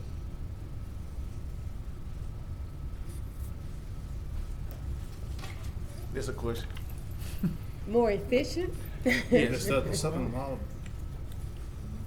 Council Institute is what provides legal assistance, and we're just trying to make sure there's no shortfall in their need to provide legal representation for those who have had to appear in court for eviction. Okay. I don't know another way to do it. All right. That was just my 2 questions. I just want to see it was just the most efficient way, and did we have an organization already lined up? Well, yeah, they're lined up for that purpose. Okay. All right. I'm good. Seeing no one else, let's vote.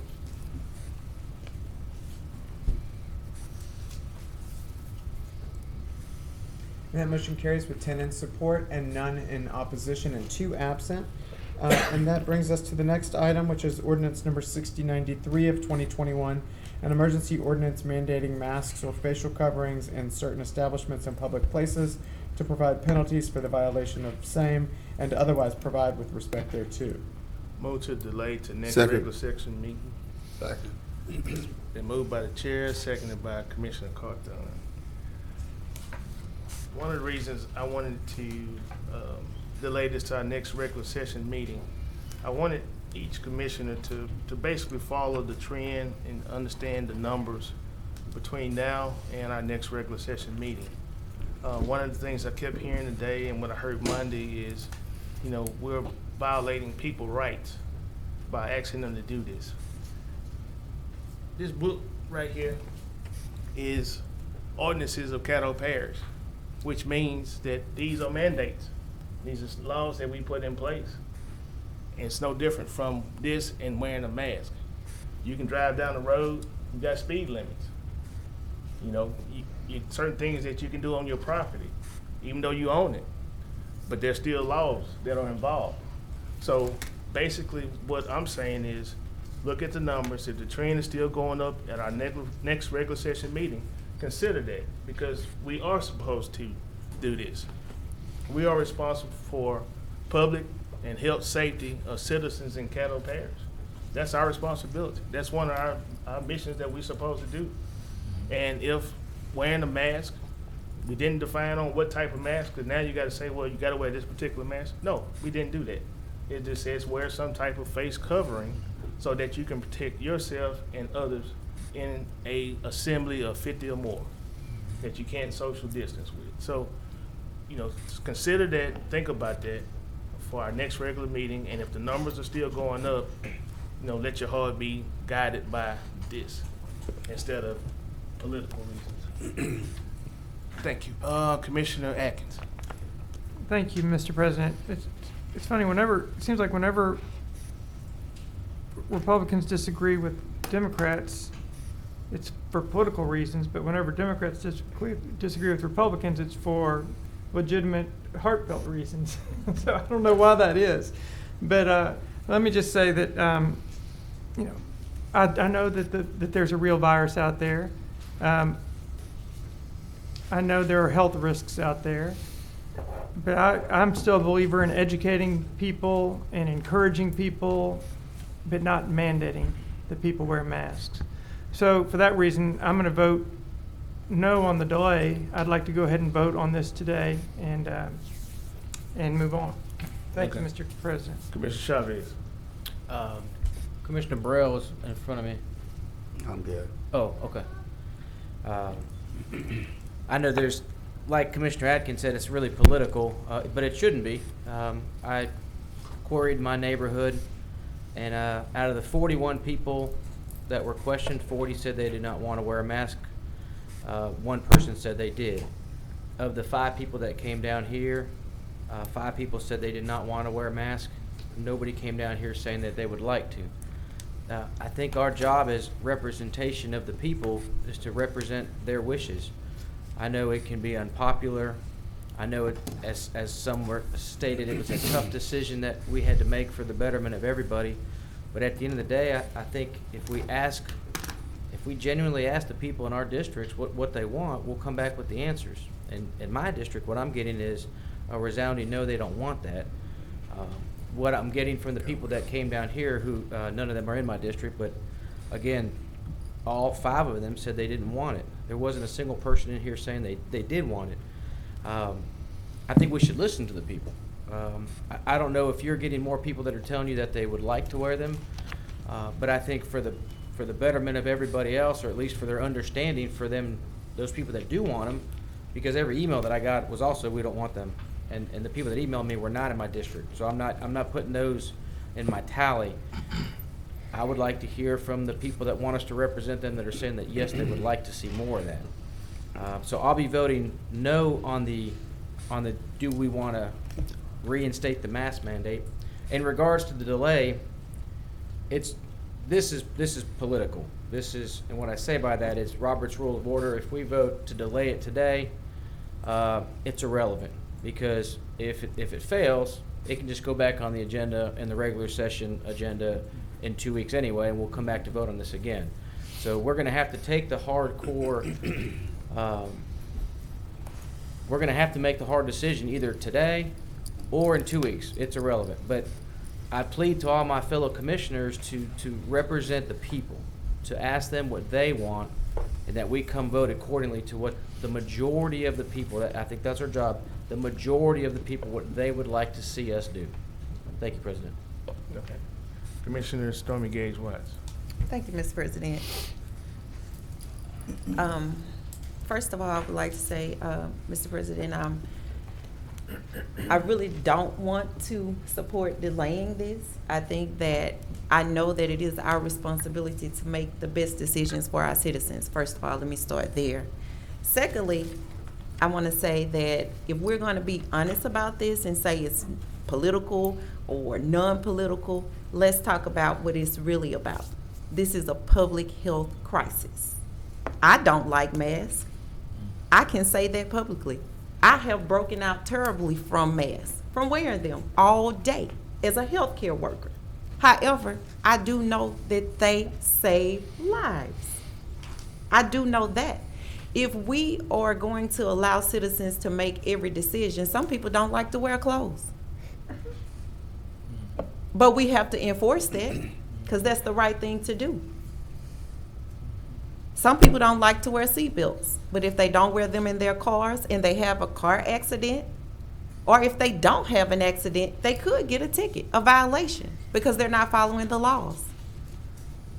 So I heard the experts, the doctors say today that we are in our fourth wave. And it's going to be worse than the previous 3. So I think that I know that I will do what's right in supporting a mask mandate.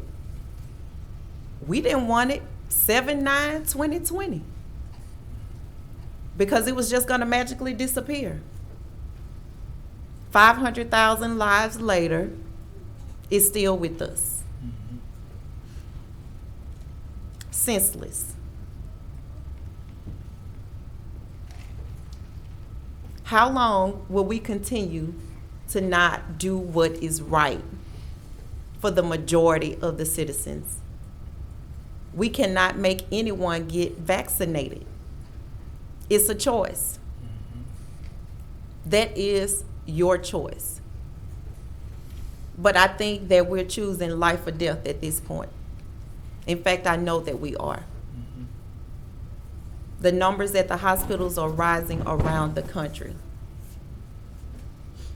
And here we are debating again about what to do in Caddo Parish.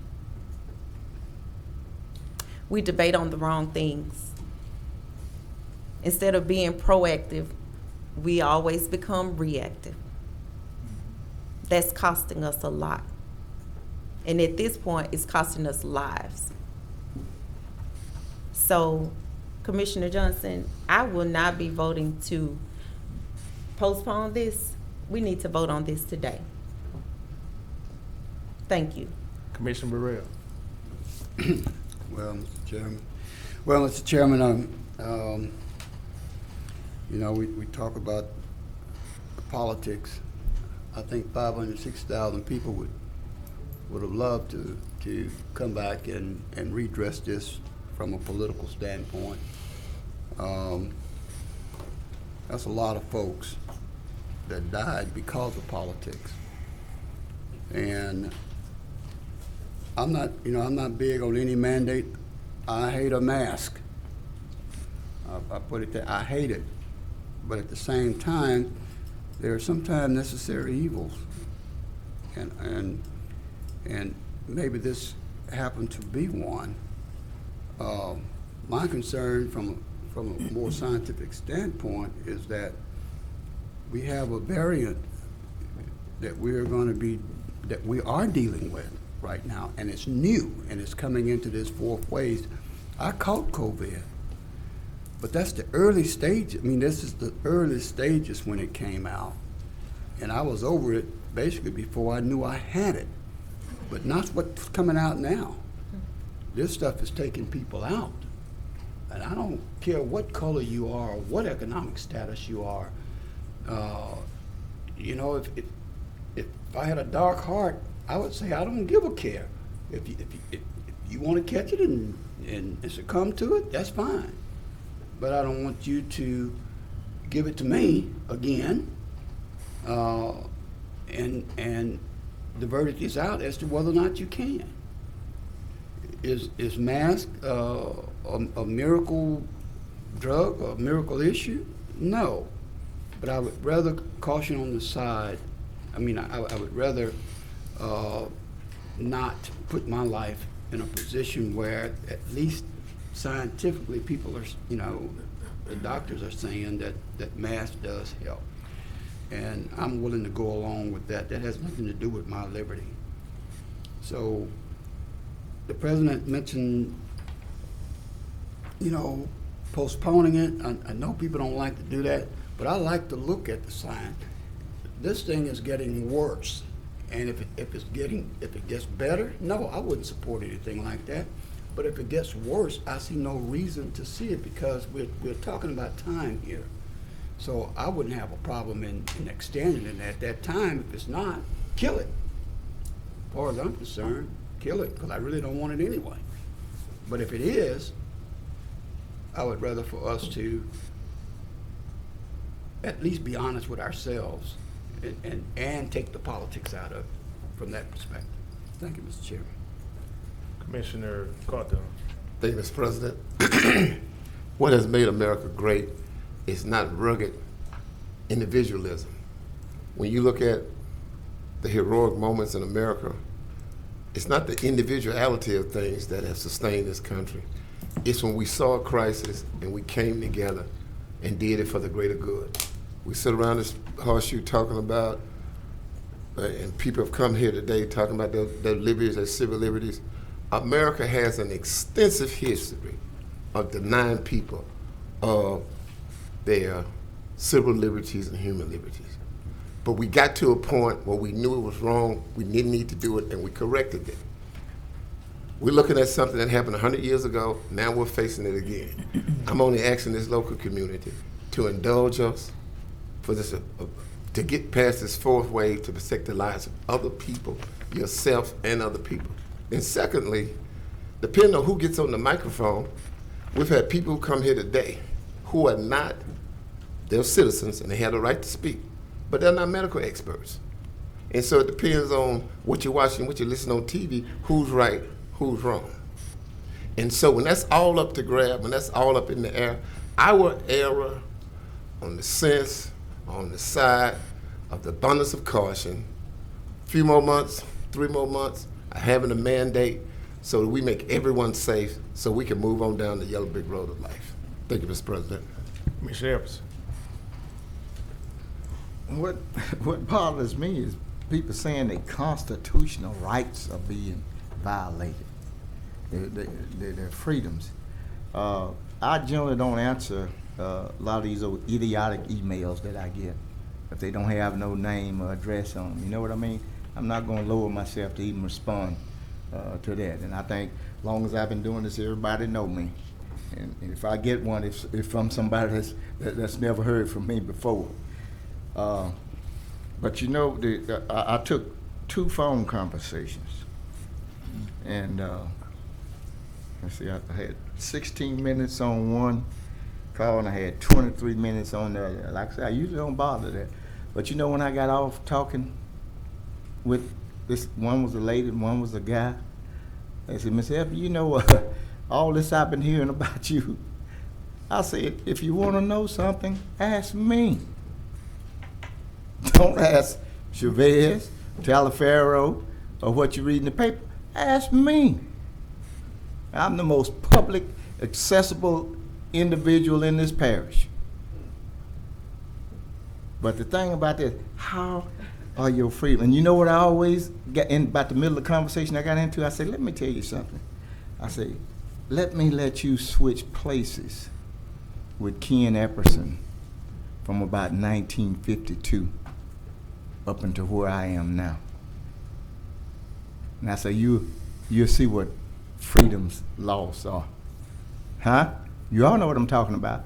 When they was building Highway 84 in 1958 through Wynn Parish. Of course, you know, everybody down in those areas worked on farms, pulpwood, lumber mills. They had the Mexicans came in, they wanted to work, couldn't go to school where they wanted to go, couldn't live where they wanted to live. But guess what? They went to our schools and lived in our community. Go back in the Twilight Zone. Put yourself in Ken Epperson's place from 1952 up to this point. You'll see what freedoms and constitutional rights are about. Thank you. Commissioner Talaferro. Thank you, Mr. President. As Americans, we should always err on the side of less government intrusion.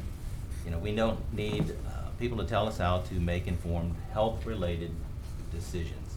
You know, if someone wants to wear a mask, I'm supportive of their right to do so. If a business wants to require masks in their business, I think they have the right to do so. However, the word of government and mandate don't go together well in the United States of America. For me, it's really not all medical. It's about freedom. You know, we all have we know the hazards of smoking. I choose not to smoke, that's my choice. Wearing a seatbelt, I choose not to wear a seatbelt, that's my choice, but there are consequences, we all know that. Today it's a mask mandate, but what's next? A vaccine mandate? I hope not. You know, it's a slippery slope. Throughout history, power given to a government is never given back to the people. Regarding the health of our citizens, I'm equally concerned about the long-term effects of our children wearing masks in school for 8 hours a day. I know the jury is still out on much research, but this can't be healthy for them. With extremely low threat posed to most of them, combined with the lacking of evidence of mask efficacy, I don't want anything that would send a signal that should keep our kids masked. And lastly, what I have not seen or heard in any forum, debate, or advertising by the CDC or any outspoken medical professional is health and dietary education. We know that those who are overweight and with compromised immune systems are at a greater risk. We should focus part of our messaging on how they can boost their immune systems, improve their diets, and lead to a healthier lifestyle to lower their risks. For these reasons, I will be a strong no on today's mask mandate. I'm for education, not mandates. I believe that's the American way. Thank you, Mr. President. Commissioner Stormy Gage Watts. Thank you, Mr. President. I just want to reiterate that no one is exempt from this disease. Thank you. Yes, I want to also say that, you know, Commissioner Telfair, I would agree with you with what you were saying, but that was with the Alpha variant. The Delta variant is totally different from that. You can be perfectly healthy and get the virus and drop dead within 24, 48 hours. Even the Alpha one did the same thing, but it was a much lower number. We're sitting here, nobody has made any, only this reason I put this out here for us to have discussion. Nobody has made any types of compromise, any types of, well, let's change this word to this word. Nobody's done that, because you're gonna stand in the ground and put your feet down and say no, or you're gonna say yes. But there was no compromise on this. This was only put out there so that we can have discussion about it. And nobody is tried to cross the line and say, let's do this, let's do that. So when the first person dies from this particular variant in Caddo Parish because we don't require people to wear masks, then that's on us. Because we didn't mandate that. We didn't say that we strongly suggest. We didn't say nothing. We basically just said, okay, we're gonna do this or we're not gonna do it. We're responsible for people. That's why they elect us, to make laws. Some of the laws people are not gonna like. When seatbelts came out, people did not like that. I don't wanna wear a seatbelt. Why should I have to wear a seatbelt? But when they saw deaths from accidents, they wear seatbelts. They get fined for not wearing a seatbelt. We don't have a popular job all the time. No, I tell people all the time, my job is not popular. Some people like me, some people hate me. But at the end of the day, I'm trying to do what's best for people in Caddo Parish. Not for me. I don't get a penny off this. I don't make masks. I'm just trying to help people. This is part of education. Because if we don't have this discussion, people will go about their daily lives, continue to do what they're doing. Because if you're vaccinated, from what I've been hearing too, you can have the variant and be asymptomatic. Now you take it to somebody who hasn't had the vaccination and they get sick. Or somebody who has a low immune system that has been taking the shot and they still get sick. This variant is totally different from what we've had in the past. And so what we're saying here today, from what I'm hearing, is we want to be reactive instead of proactive. We want to wait till some people die and get sick before we decide we want to do anything. And I'm just saying that we shouldn't do that. We should make an attempt to save someone's life. Even if it's just one person, we save somebody's life. And that's something you should be proud of. People come down here, but that's a limited number of people that came down here and said no mask. Mario, you said you walked in your neighborhood. Walk your whole district, and I guarantee your numbers will be different. If I go into a different part of my district, I'm gonna get all no. If I go in another part, I'm gonna get all yes. So you gotta walk the whole district in order to get a true number. Can't just walk in your neighborhood. It's just not gonna work that way. So, asking everybody to consider or make some changes to it, but we still need to put something in place to protect these citizens of Caddo Parish. I can see if this was the only parish in the United States was trying to do this, but we're not. There's other parishes, counties that have already done this. Our school system is considering doing this again for the fall, and the school hadn't even started yet. So why are we sitting here wanting to be reactive instead of proactive? Commissioner Atkins. I'll make a substitute motion that we change the word mandate and mandating to encourage and encouraging throughout ordinance number 6093. Second. Got a motion to change the word mandate to strongly encourage. Nope, I just said encourage. Oh, I thought you said strongly encourage. Encourage and encouraging. Okay, encourage and encouraging throughout the particular ordinance. A step in your direction, Mr. President. Okay. You want to speak to that? I think it's clear. Okay. Well, I will speak. My big issue is mandating. You know, if we encourage people, that's a request, an encouragement, but we're not demanding and we're not penalizing. I think that, okay, I'll just leave it there. I have some concerns about, this has some fines in it. I don't know what we do about those. That's was mine. Well, Commissioner Hopkins is on the board. That was my, I would say a friendly, if we want to encourage, and really if we just want to encourage, we just need a resolution. We don't need a. Well, if we want to encourage, then we don't have to do anything because that's what's on the table now. And remove a friendly amendment to remove the penalties. I'll accept that. So, all right, so we've got a friendly amendment to remove the penalties along with changing mandates to recommend. Encourage. Encourage. Commissioner Epperson. Okay, here and again, we are shooting on the run.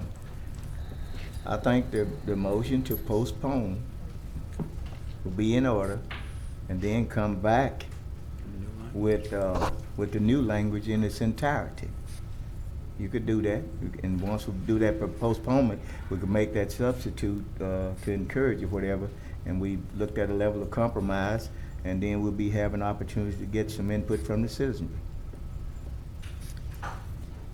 Well, I'll yield to the President on how to manage Robert's Rules of Order to get us where Commissioner Epperson, suggesting we might go. So basically what Commissioner Epperson is saying is that if we do the postponement, that'll be in 2 weeks.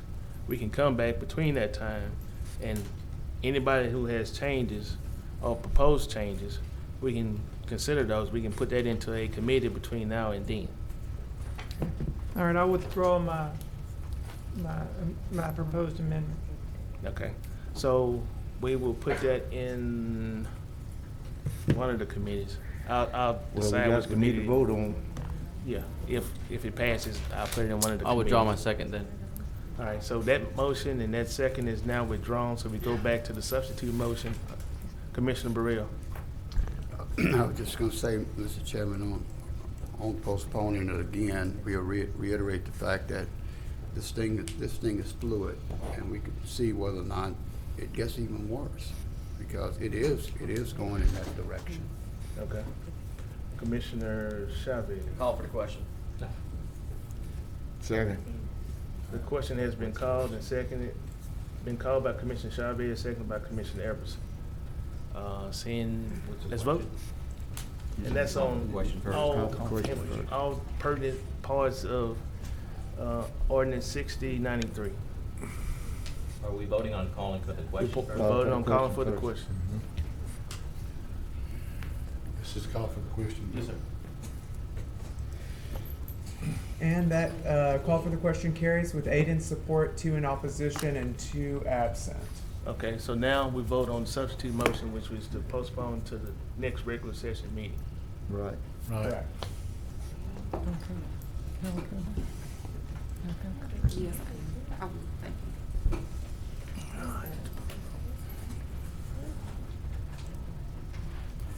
And that motion carries with 7 in support and 3 in opposition and 2 absent. And I will assign a committee to look at that between now and our next regular session.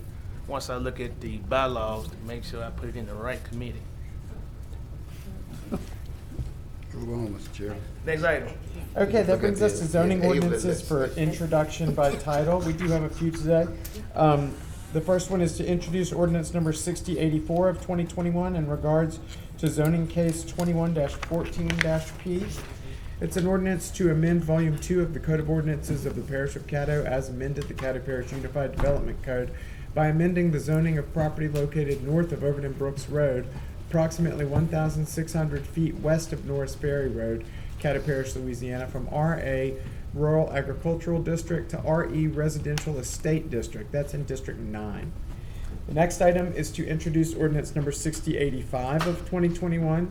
It's in regards to zoning case 21-22-P, an ordinance to amend Volume 2 of the Code of Ordinances of the Parish of Caddo as amended the Caddo Parish Unified Development Code by amending the zoning of property located on the east side of Mansfield Road, approximately 650 feet south of Stagecoach Road, Caddo Parish, Louisiana, from I-2 Heavy Industrial District to C2 Corridor Commercial District, and that is in District 11. And that brings us to ordinances for introduction by title, where we have quite a few today. So I'll begin reading those. The first item is to introduce ordinance number 6086 of 2021. It's an ordinance amending the budget of estimated revenues and expenditures for the Riverboat Fund to provide an appropriation of $20,000 for the Louisiana Urban Gardening and to otherwise provide with respect thereto. The next item is to introduce ordinance number 6087 of 2021, an ordinance amending the budget of estimated revenues and expenditures for the Health Tax Fund to appropriate Petco Love Grant proceeds in the amount of $10,000 and to otherwise provide with respect thereto. The next item is to introduce ordinance number 6088 of 2021, an ordinance amending the budget of estimated revenues and expenditures for the Economic Development Fund for the year 2021 to provide an appropriation for the Soul Food Festival and to otherwise provide with respect thereto. The next item is to introduce ordinance number 6089 of 2021, an ordinance amending the budget of estimated revenues and expenditures for the Riverboat Fund for the year 2021 to provide an appropriation for the Multicultural Center of the South and to otherwise provide with respect thereto. The next item is to introduce ordinance number 6090 of 2021, an ordinance amending the budget of estimated revenues and expenditures for the American Rescue Plan Fund for the year 2021 to provide an appropriation for a COVID-19 vaccination campaign and to otherwise provide with respect thereto. The next item is to introduce ordinance number 6092 of 2021, an ordinance amending the budget of estimated revenues and expenditures for the Riverboat Fund for the year 2021 to provide an appropriation for the Shady Grove Missionary Baptist Church tutoring program and to otherwise provide with respect thereto. The next item is to introduce ordinance number 6094 of 2021, an ordinance to close and abandon a portion of the dedication for Lee Boulevard in Linwood Park Home Sites, Unit Number 4, in the Parish of Caddo, and to otherwise provide with respect thereto. Next, we have the introduction of ordinance number 6095 of 2021. It's an ordinance to close and abandon a portion of the dedication for an unnamed road near the intersection of Roy Road and Shepherd Road in the Parish of Caddo, and otherwise providing with respect thereto. The next item is to introduce ordinance number 6097 of 2021. It's an ordinance amending ordinance 6073 of 2021, setting the general purpose and special purpose millages and levying and imposing taxes and assessments for 2021 on properties subject to taxation in the Parish of Caddo to correct the amount set for the public health facilities millage and to otherwise provide with respect thereto. And the final item in this section is to introduce ordinance number 6098 of 2021. It's an ordinance amending the budget of estimated revenues and expenditures for the American Rescue Plan Fund to provide an appropriation of $50,000 for a wastewater program for COVID-19 and to otherwise provide with respect thereto. Mr. Clerk, add Commissioner Burrell and myself to the soul food ordinance. To the soul food ordinance? I just gonna leave me out? And Commissioner Stormy Gage White. Thank you. And just to be clear, that's 6088, right? Yes. Got it, will do. All right, now we're down to the next item. That next item is going to be the adoption of your work session So minutes. They moved. should be attached. Moved by Commissioner Stormy Gage White to adopt the work session from July 19, 2021, and seconded by Commissioner Burrell. Seeing no one on the board, let's vote.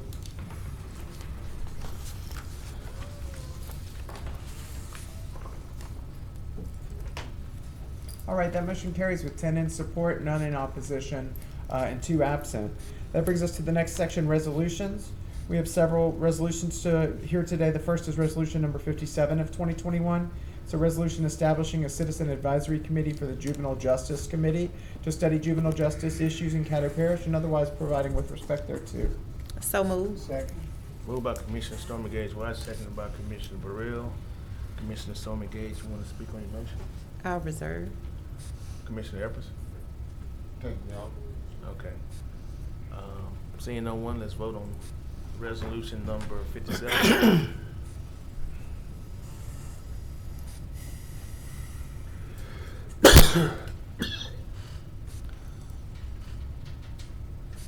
All right, that motion carries with 10 in support and none in opposition and 2 absent. The next item is resolution number 58 of 2021. It's a resolution affirming the ad hoc American Rescue Plan Task Force and otherwise providing with respect. Move to remove from agenda. Second. Second. You want to speak to your motion, Commissioner? No, sir. So, it's been moved by Commissioner Hopkins, seconded by Commissioner Carthon, or the chair, either one. I heard it was at the same time. Commissioner Chavez? Thank you, President. I know this was one that Commissioner Jackson brought up, and he's not here to either speak for it or defend it, so. He actually Did he asked ask? for me Oh, to okay, do. okay. Okay. Thanks, guys. I didn't feel comfortable. I know he carried a lot of water on this, so I'll be in support of removing it. Thank you, President. All right. Everybody's off. Let's vote to remove it from the agenda. I think I see it that Monday. All right, and that motion carries with 10 in support, none in opposition, and 2 absent. And that brings us to resolution number 59 of 2021, a resolution requesting Caddo Parish, Homeland Security, and the Louisiana National Guard to assist local immigration measures and otherwise providing with respect thereto. So move, but actually, hold on. I'd like to adopt. However, there's one part on here. Well, if I'll make the motion. If I can get a second, I'll speak on it. Okay, thank Been you. moved by Commissioner Chavez and seconded by Commissioner Talaferro to adopt resolution number 59. Thank you, President. To the clerk, I know Department of Homeland Security, it's on here, but I don't believe, after seeing some comments from the Homeland Security Director, that it's the same Department of Homeland Security that would address immigration issues. So I think we need to strike the Department of Homeland Security, but just have that, if something like this happens, obviously our local officials need to be notified before that. So if I can get that seconded, I'll request that this pass, removing the Department of Homeland Security. You have to change the title? Dash for a second. So, maybe what you got. Yeah, you're right, because it's in the title, so. All right, so, are you done? Or I'm done. Commissioner Epperson? I'd like to make a substitute motion to remove this from the agenda. Second. Second. Been moved by Commissioner Epperson, seconded by Commissioner Gage White or Commissioner, the chair, either one you want to put down, we say at the same time. The motion is to remove it from the agenda. Okay. And it was seconded by either Commissioner Gage White or myself. We said it at the same time. Got it. That's what I didn't hear. Thank you. Commissioner Epperson, you have the floor. I too had watched some news reports, and they basically seem to be political, and anybody can see that. HRs can see that. They watch the news with what is Johnson and Cassidy. I don't think we need to delve into this. And then the other part that bothers me is talking about Haitians. That bothers me. I just wonder what would happen if it had been people of Scandinavian descent or European descent. Would there have been any kind of alarm? So I think this is a battle that needs to be transpired and taken care of between Kennedy, Cassidy, Johnson, and all those guys up there in D.C. They know what the hell going on, and of course, housing these immigrants is a cash cow. The last that I remember, it was $40 a head. You know what I mean? So the time was up and everything, and I understand that all of those that came here, they've been picked up and gone. They had relatives and everything. So it wasn't like you was letting a bunch of folks that had crossed the border illegally, caught with dope or whatever, been arrested with ICE, and then turn them loose. So I don't think we need to go into this game. I think we're better than that. I agree with removing it from the agenda. After doing some research on what happened this time around, there have been immigrants from 40 different countries that have come through Shreveport. When they come out, basically they have sponsors that they go to. And those sponsors are different places throughout the United States. Shreveport just happens to be one of the stopping points so that they can get food, they can get whatever they might need before they head to their final destination. I can remember when I was a teen or maybe preteen, when there was a lot of Haitians trying to come into the United States, and they actually had them turn around in boats, and some of them was on rafts, and they turned them around to go back to where they came from. And that really disturbed me as a child. And to now to say, well, they're coming in and they're riding buses and they're going to other destinations, and we want to put a lot of attention to those. You know, I don't want to be a part of that. I want to be a part of, if we do it for one type of immigrant, we do it for all, and if we don't do it for one, we don't do it for none of them. They have already been background checked before they're released. That has already been done. The only failure that I seen in this system here was that ICE did not notify anybody when they sent 2 bus loads up this way. And I mean, is it really necessary? You can debate that one way or the other, because they had found destinations where they were going, and they wasn't just on a bus and then they opened the door and said, get out. That didn't happen. So I just think that we should remove it, keep going, and if one of those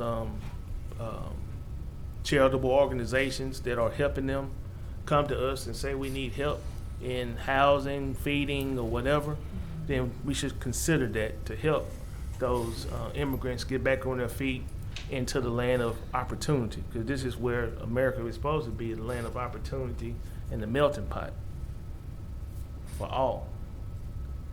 Thank you. Commissioner Carthon. Yes, my question may have been answered. I was going to direct it to the author. But since he's taking off, he's going to take off Homeland Security. My question was, when he talked about immigration measures, what measures would need to be implemented if the people who have oversight over immigration in the state of, in this country have already allowed a busload of people here, whether or not you would be able to put some measures in place or do anything anyway. But that's all, neither here nor there. I do agree with comments that President Johnson made. You know, you got a busload of people here. They're gonna make a temporary stop. They're not actually going to be dispersed in our community. So there's no need for alarm if they're not going to be an imminent threat in this local community. So I'm in favor of removing this from the agenda. Thanks. Commissioner Atkins. I'd like to address a question to Commissioner Chavez, if I may. It sounds like you had some questions about whether your original wording was correct and all. Are you comfortable with pulling it off and then rewriting if necessary? May I respond, President? Yeah, he actually. Okay. I'm actually favorable with the substitute motion to remove this, because the sentence on the top needed to be changed so the title wouldn't work. And at this point, we know more information, and we know that ICE is now in a lawsuit from what Ms. Francis said. And what was meant to be achieved has been achieved through the court system absent of our intervention. So I think we got what we needed to know. Well, you should just claim that your proposal is what made it get solved and go with that. I would love to think that big, but thank you, Mr. President. Thank you, President. Thank you. Commissioner Chavez. I'll be supporting it because of what I just said. All right, Commissioner Burrell. Thank you, Mr. Chairman. I would be supporting this too.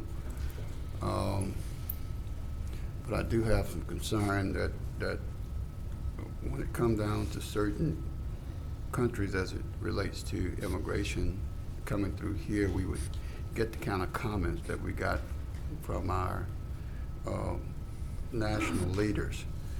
I thought we got rid of the person who talked about the shithole countries that he prefer not to have people from, but people from Norway. That was very offensive. And we had still having some of our top people, even after he's gone, doing the same thing. I just think that's ridiculous. That's all, Mr. Chairman. Commissioner Stormy Gage Watts. Thank you, Mr. President. I wasn't going to speak, but I would like to speak, going on the record, as in favor of removing this resolution from the agenda. It's very important that we don't disenfranchise anyone, and it's also equally important that we make sure that the public is aware of the right type of information. There's a lot of misinformation about these immigrants taking up residence in Caddo Parish. This is not directly our business, as it has already been said. This has nothing to do with Caddo Parish. They're passing through and have been passing through for over a year and a half. I think that it gained a lot of media attention, which happened to be negative towards Caddo Parish, that we were just accepting anyone in without having any prior background checks. I know that they can't just make a decision that they wanted to stay in Caddo Parish, get off the bus and say, oh, this is where I want to make my home. All of those things are already pre-approved for them to even get on that bus. So I will be voting in support of removing this from the agenda. Thank you. Seeing no one else, we vote on the substitute motion, which would be to remove this from the agenda.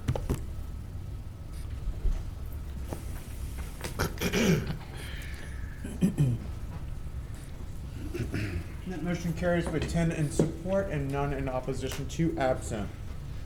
And that brings us to old business, which we have none scheduled today. Mr. Chair, I have something under old business I'd like to bring up. Go ahead. Okay. I'd like to move to reconsider ordinance number 6093. That is the right number, isn't it?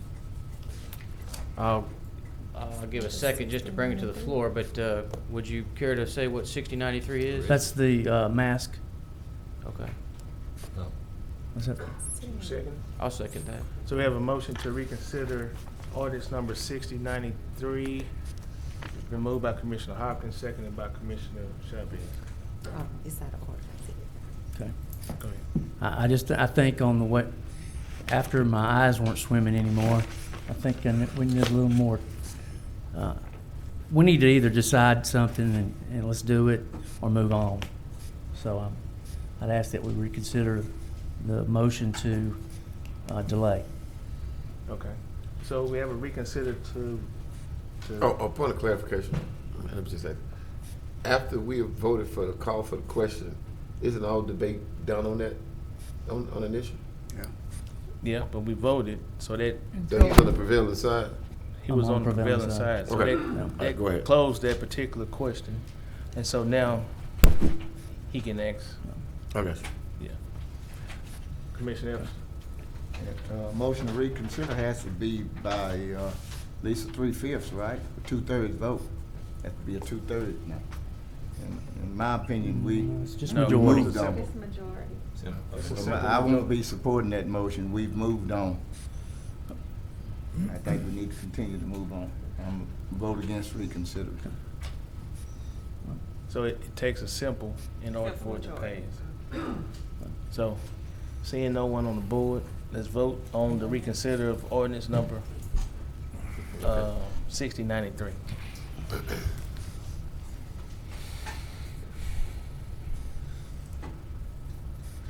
And that motion does not carry with 4 in support, 6 in opposition, and 2 absent. Next order of business, Mr. Clerk.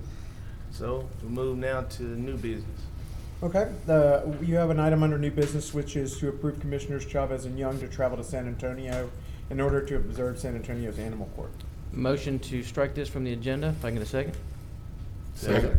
Thank you. Moved by Commissioner Chavez, seconded by the chair to remove the travel trip to San Antonio for animal court. Commissioner Chavez, you want to speak to that? Sure, thank you, President. Just like my sentiments for the masks, when I need to represent the people, I received a strongly worded email that the citizens did not feel that Commissioner Young and I should go down there to address this endeavor, that it could be done via Zoom. So we'll fulfill the wishes. I talked to Commissioner Young, and he agrees with it. He said, all right, we won't go check on that then. We'll direct the staff to give us some answers on that. So be voting to remove it so that we will not be going. Thank you, President. Commissioner Burrell. Well, Commissioner Chavez, I thought you was pulling off because y'all weren't taking me. Thank you, Mr. Chairman. I want to say something, Commissioner Chavez.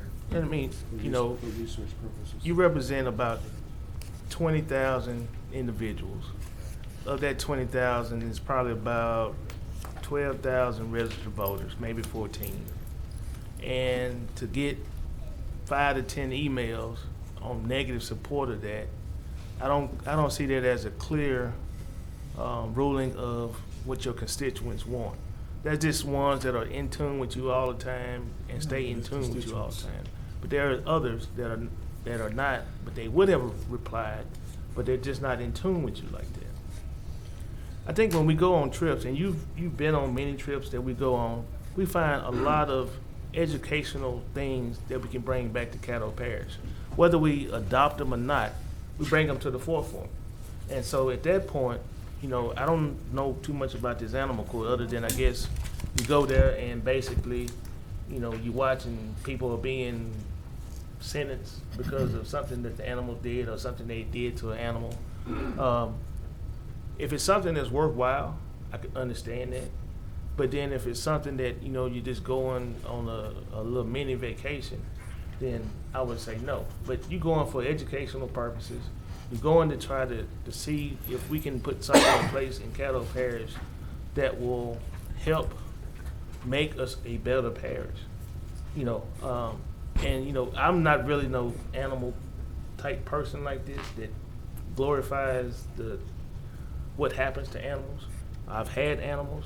I had dogs, and you know, I loved the dogs that I had. But at the same time, you know, some people go overboard with them. But if it's something that will make us better, I think you should travel and do it. If it's something that you think that it's not gonna make us better, then decline and do what you're gonna do.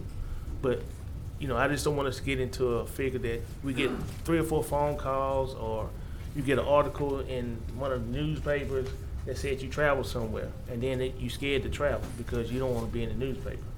You know, I've been down here 10 years, and I'd have made certain person column every year about how much I travel. But I'm bringing back different things. And so some things pass, some things don't. And so as long as I can bring back some information, and you've been to some of the conventions and conferences, and you see the information that's there, how is that not helping Caddo Parish? You can't come down here and help Caddo Parish and just push a button every other week. That's not helping your constituents. Agreed. So you got to get out, network with other people, see what's going on, see what other counties are doing, and then see if that can fit in Caddo Parish, make us better.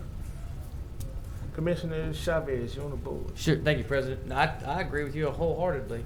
I know we got ridiculed pretty good about 4 years ago from a writer who I don't see write anymore, but because of our travel. And as an employer, I pay for my employees to go out of town to go to events for continuing education. I think it's highly important to do that. But it's tough when you try to fight for the animal community and they fight back at you when you're trying to do good stuff, and you get a lot of bad emails on this is y'all were just wanting to go on a vacation. And nothing against Commissioner Young. I've never been on vacation with him, but you know, I don't think we were planning on going to Water World. We were actually going to go sit in court all day. But you know, there's some things where if people feel strongly enough about it and they want to reach out, then I think we should look at their advice. And some things you're right, like going to NACO, we learned a lot of stuff. But some other things, if they think that the way things are going is already good and they don't want us to do that, then we'll just retract. And I spoke with Commissioner Young, and he said he's cool with that. we'll just discuss the animal court within the animal committee. So that's what we choose to do. Thank you, President. Okay, Commissioner Epperson. I'm gonna be blunt. Do you wanna be a leader or you wanna be a wimp? None of my constituents called me and stated they was against you going. But, you know, you just gotta do what you gotta do. You gotta man up. You know what I mean? People know what you're doing. Now, if you backing out, that means that you believe in what they say. You's going down there and be on vacation. Yeah, you go down there and you take the trip and you come back and you show them what you did. But that's your prerogative. Thank you. Commissioner Burrell. Thank you, Mr. Chairman. I happen to be on this committee, and not by choice. You know, I grew up on a farm, and yeah, I had animals. I dealt with them, but it was only when I got on the commission that I seen people put animals' concerns over people's concerns. And if that, you know, with that being the case, Commissioner Chavez, you know, that's your politics. You know, if you get scared away because you have a few calls or what have you, it's what's in your heart, what you know that you're gonna do. And I tell you, with all the people that people will fill up this chamber on dogs and cats before they will people. Mm-hmm. So from that perspective, you know, what's more important? I mean, what's important? It appears that this is important. This is important, and I don't think that you can get it over Zoom. In particular, I think you need to be there. So you haven't seen as many people supporting this type of thing since I've been here. So I really think that you should reconsider. Thank you, Mr. Chairman. Commissioner Caddo. Yes. Thank you, Mr. President. Yeah, Mr. Commissioner Chavez, you know, democracy is messy, democracy is challenging. And as you try to evolve, and as we try to evolve in this local community, that's not going to come from antiquated methodologies and antiquated ways of thinking because someone is dogmatic about a particular situation and cast an entire blanket that it shouldn't happen. You know, if you think about the fundamental changes made in America, and if someone didn't have the courage to say, well, no, we've done it that way historically, you know, people around here, some people would be still walking in chains. You know, some people would be on concentration camps. Women couldn't vote. And I know that sounds a little dramatic, but as basic as this is, I am almost flabbergasted that the people that are in opposition to this, when I first saw this, I said to myself, these people will be excited about him going to do this. And then you brought this to me today, I'm taken aback. I really am. And, you know, you can do it via Zoom and you can learn stuff, but you know, like other people around this horseshoe, there's a different thing between having an engagement on Zoom and being face to face, and then when the meeting is over with, being able to interface with people who are doing this stuff so they can tell you, now these was the challenges getting this started, this was the opposition I had, these were my best practices. You can't get that via Zoom, but you can get that on that one-to-one personal contact with people. So, you know, thank you. Mr. Chairman, I'm next because he's spoken 3 times. Twice. Okay. Go ahead. Who seconded that? Second which one? The motion to withdraw. That was President. Pharaoh, I believe. I think I did because I was on the committee. Oh, I don't know. Jeff, can you see who? I thought I did, and I was gonna withdraw my second. I don't want to be a part of nobody being scared to hand up on their business. Okay, well, you need a second. If I seconded, I take my second back. I actually did have strong. Commissioner Epperson down as the second. Okay, To be resolute.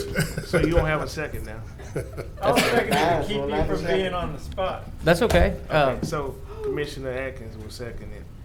Commissioner Talaferro, and then I come to Commissioner, because he hadn't talked yet. Oh, we ready? Oh, thank you, Mr. President. Those people who are in opposition don't know Mario Chavez. They don't know John Paul Young.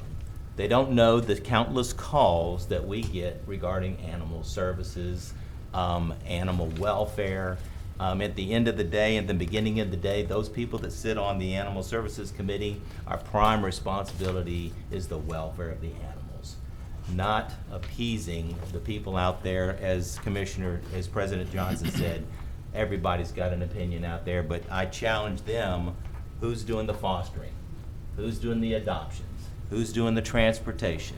Who's really engaged in animal welfare?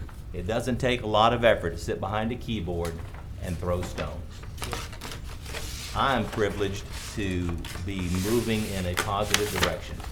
Whether I understand why we're going down there, I understand animal courts. I'm familiar with Houston and many other metropolitan cities that have large animal issues, large animal ordinances that are violated.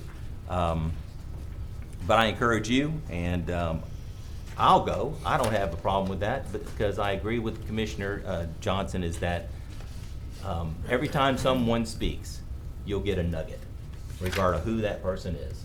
And that's the attitude you have to take, and that's the attitude we have to take to ensure that we do the very best we can in Caddo Parish for the animals that we serve. Thank you, Mr. President. Commissioner Chavez. Thanks, President. And Commissioners, I appreciate you guys looking out for me. You guys all know I'm not a wimp. I'll definitely stand up for myself. Sometimes as a leader, too, you have to take one for the team. Let's say I may not be the only person that wanted to go. So I'll put myself out there. However, that being said, there was no vacation, so to speak. I was going to go with 2 of our staffers and probably somebody from CPAWS. But yeah, if Commissioner Burrell would like to go, and if he's not worried about his health, then absolutely, I would entertain a substitute motion for somebody else to go. But like I said, not scared. But as a leader, sometimes you have to take one for the team, and if not everybody was a party that wanted to go after all, you make other arrangements. So I'm gonna do a point of clarification. You said that, so does Commissioner Young want to go or not? No, he doesn't want to go. All right, so Commissioner Talaferro, you want to go? I don't have a dog in this hunt. I'm just look. No pun intended. No, my dog in the hunt is that Commissioner Chavez and Commissioner John Paul Young saw the need, and along with our possibly our animal services personnel, to investigate Well, an animal court. I'm finna make a substitute motion. Say again? I'm finna make a substitute motion. Okay, go ahead. That Commissioner Young and either the director or the assistant director of animal services go to San Antonio to look at this animal. Mr. Young does not want to go. I said you are one of the no, you said Young. animal services You director. said Young. Commissioner Young. Oh, well, not Young. You and either the director of animal services or the assistant director will go. Aren't they all, excuse me. Oh, he is? All right, well, Yes, Yeah, I'm cool with already that. going, so. Yes. Yeah, I'm cool with All that. right, all right. Lord. So now I'll make the substitute motion that Commissioner Chavez will be our representative going to San Antonio for the animal court. Going to Waterworld with Dr. Wilson. Been moved by the chair, seconded by Commissioner Gage Watts to allow Commissioner Chavez to go on behalf of the commission. Commissioner Epps? I call for the vote. All right, so basically, let's vote, 'cause nobody's on the board. So we're voting on the Substitute motion of Commissioner Chavez only. You can abstain if you want to. And that motion carries with 10 in support, none in opposition, and 2 absent. And that brings us to communication committee reports. Okay. Where, I don't know if I believe the administration. Administration, they have an you have administrative your report the other monthly day that is report. attached to the agenda. What's that? You have your monthly report updates? Yes, just one, but they also have Director Wesley here to give an update on parks Okay. as well. Go ahead. Okay. Can I say one thing, point of privilege? Commissioner Chavez, when Nehemiah had a task to do, he had distractors too, but he stayed on the wall. Patrick, was that? Nehemiah's going on the trip. Nehemiah. In the rebuilding Nehemiah, of the that's in the wall. Bible.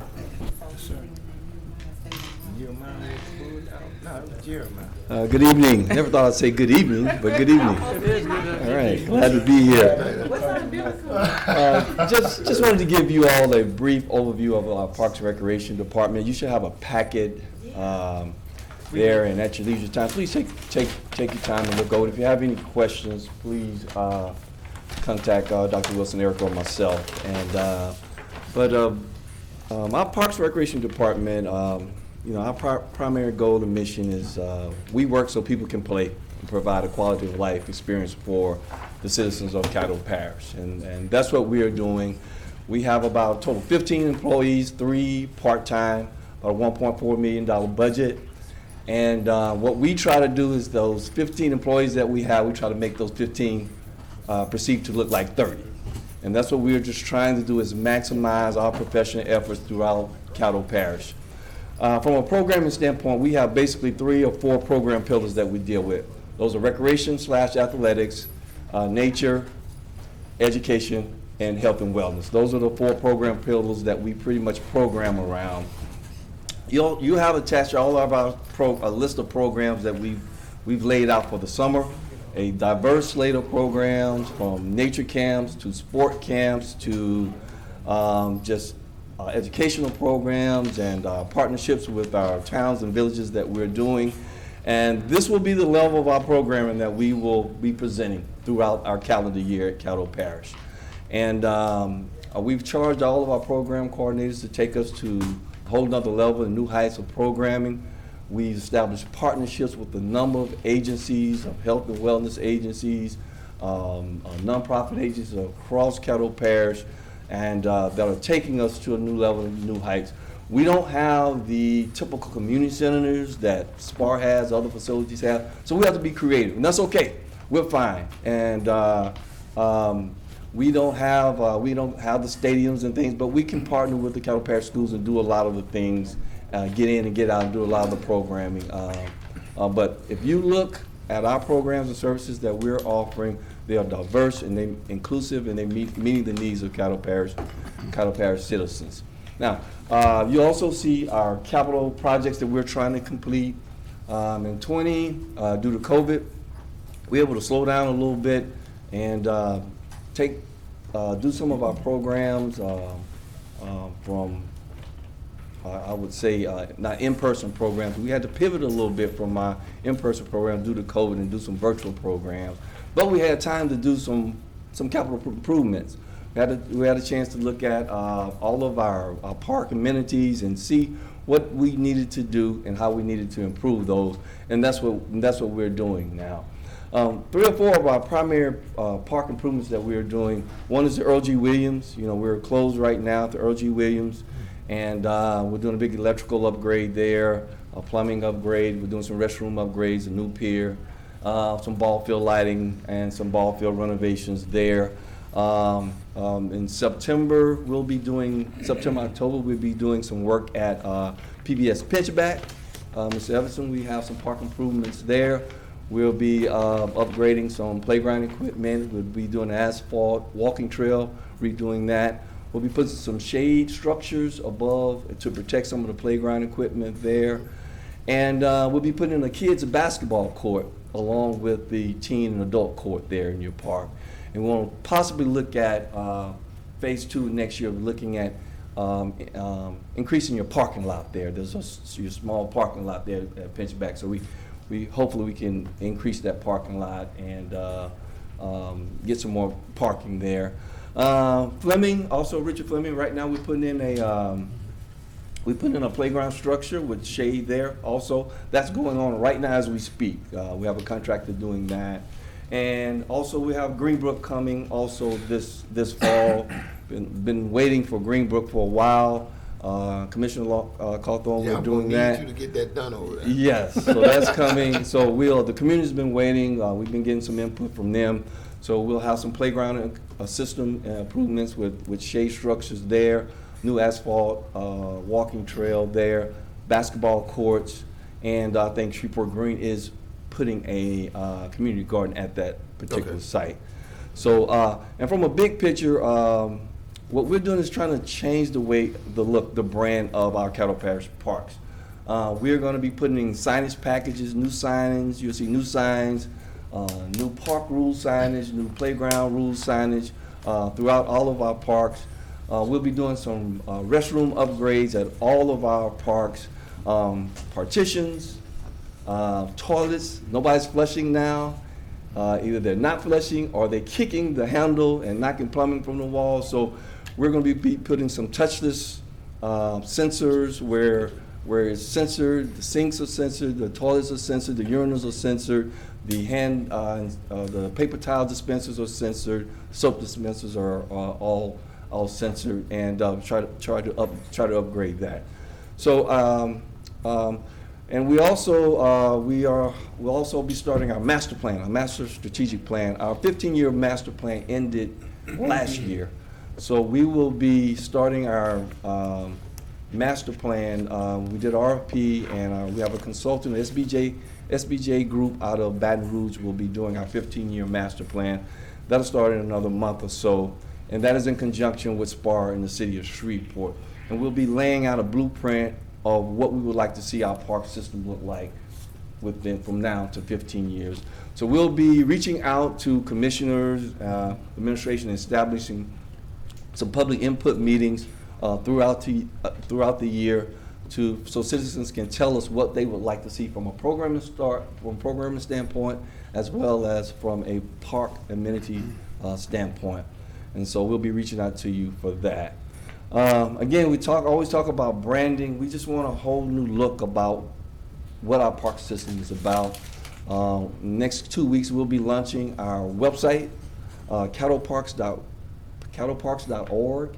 It is live at this time, but we'll be officially launching it from the parish in a couple of weeks with all the bells and whistles and all the social platforms that are out there and that are popular.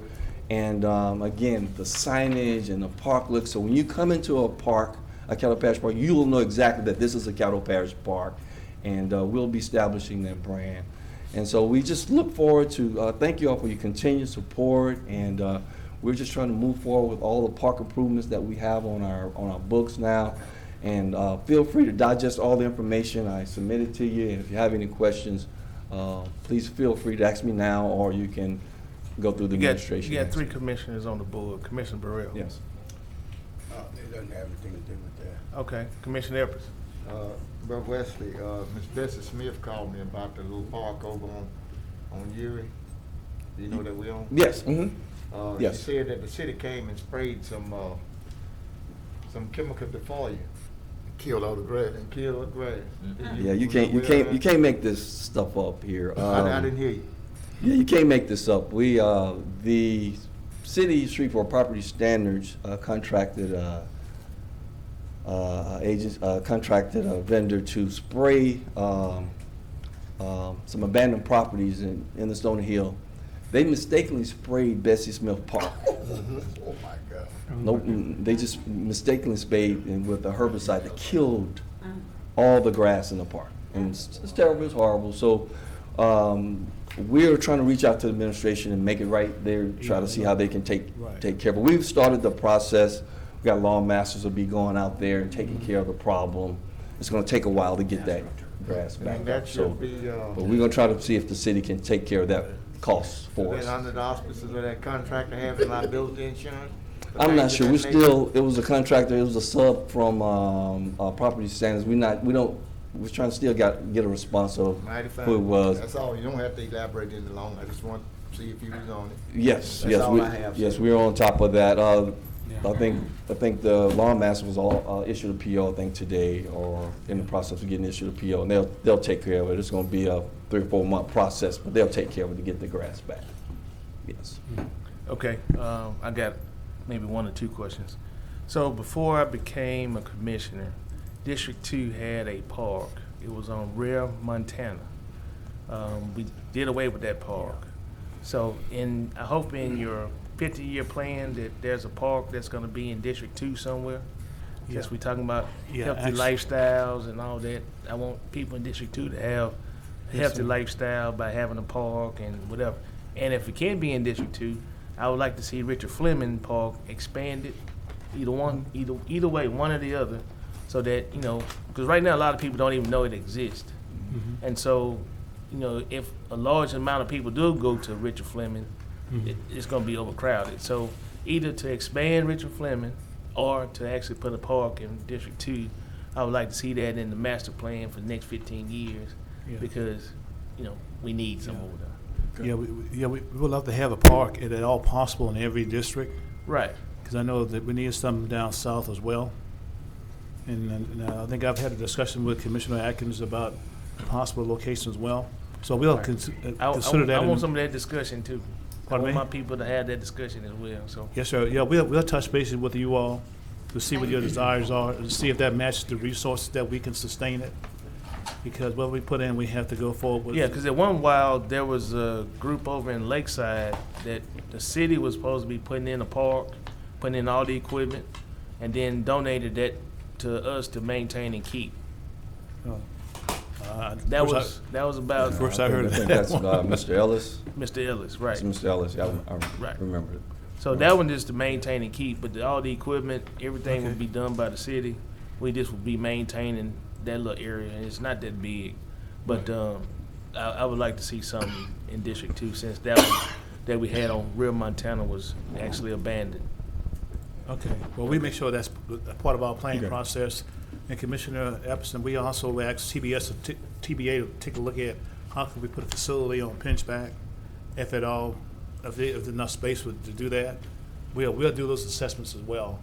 And we'll give you the long and short of it, whether we can do it or not. Okay, at the end of the day, we have a limited amount of resources we have to live within to do parks, and we have right now 14 parks.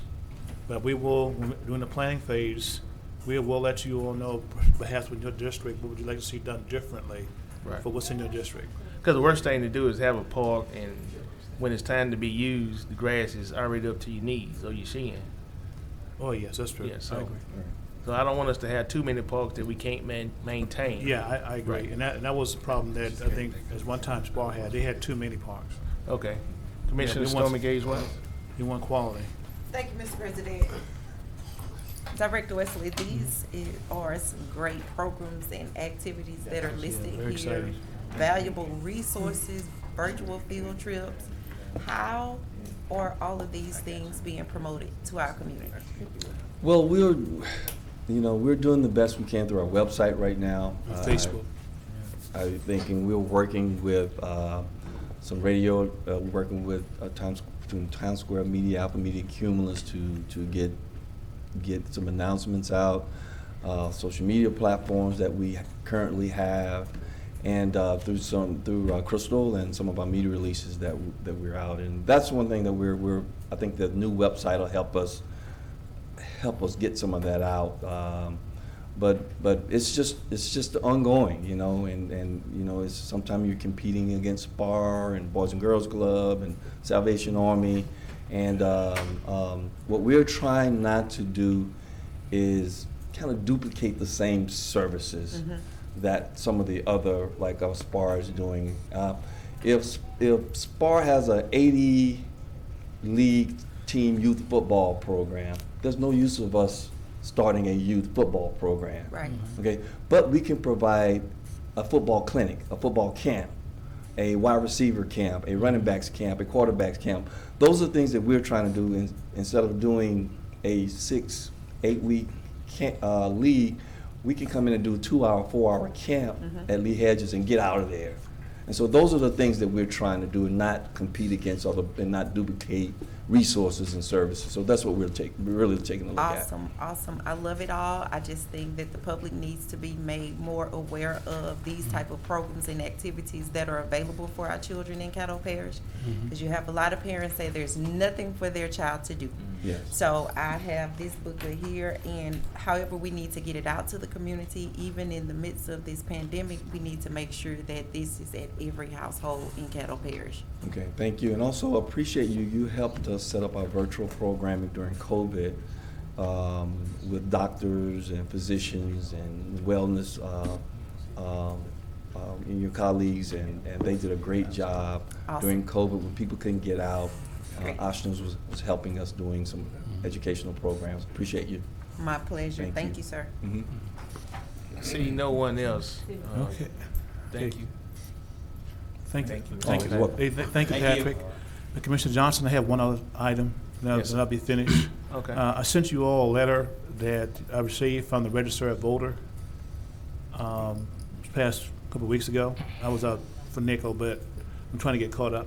But Mr. Sibley will be here at our next work session. And he also made a recommendation out of the two choices we gave him in the resolution that was passed by the board. And he said the best of the two is, of course, the Hamilton branch location.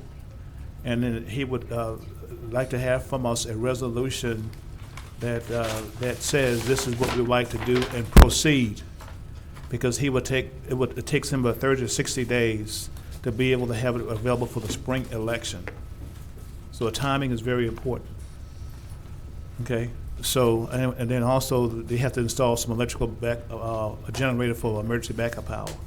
So he'll be here on the 2nd of August to answer any specific questions you may have, but we need to give him the green light to go forward so we can make use of the time and have it ready for the spring election that will take place next.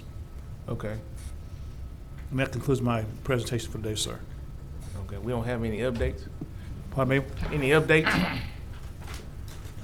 Updates. Oh, updates? Oh, yes. I just signed a letter today with DOTD that says specifically we are okay with those locations within the right-of-way for the signs, and preferably that would help continue the process and be done with the process on the permitting for the signs.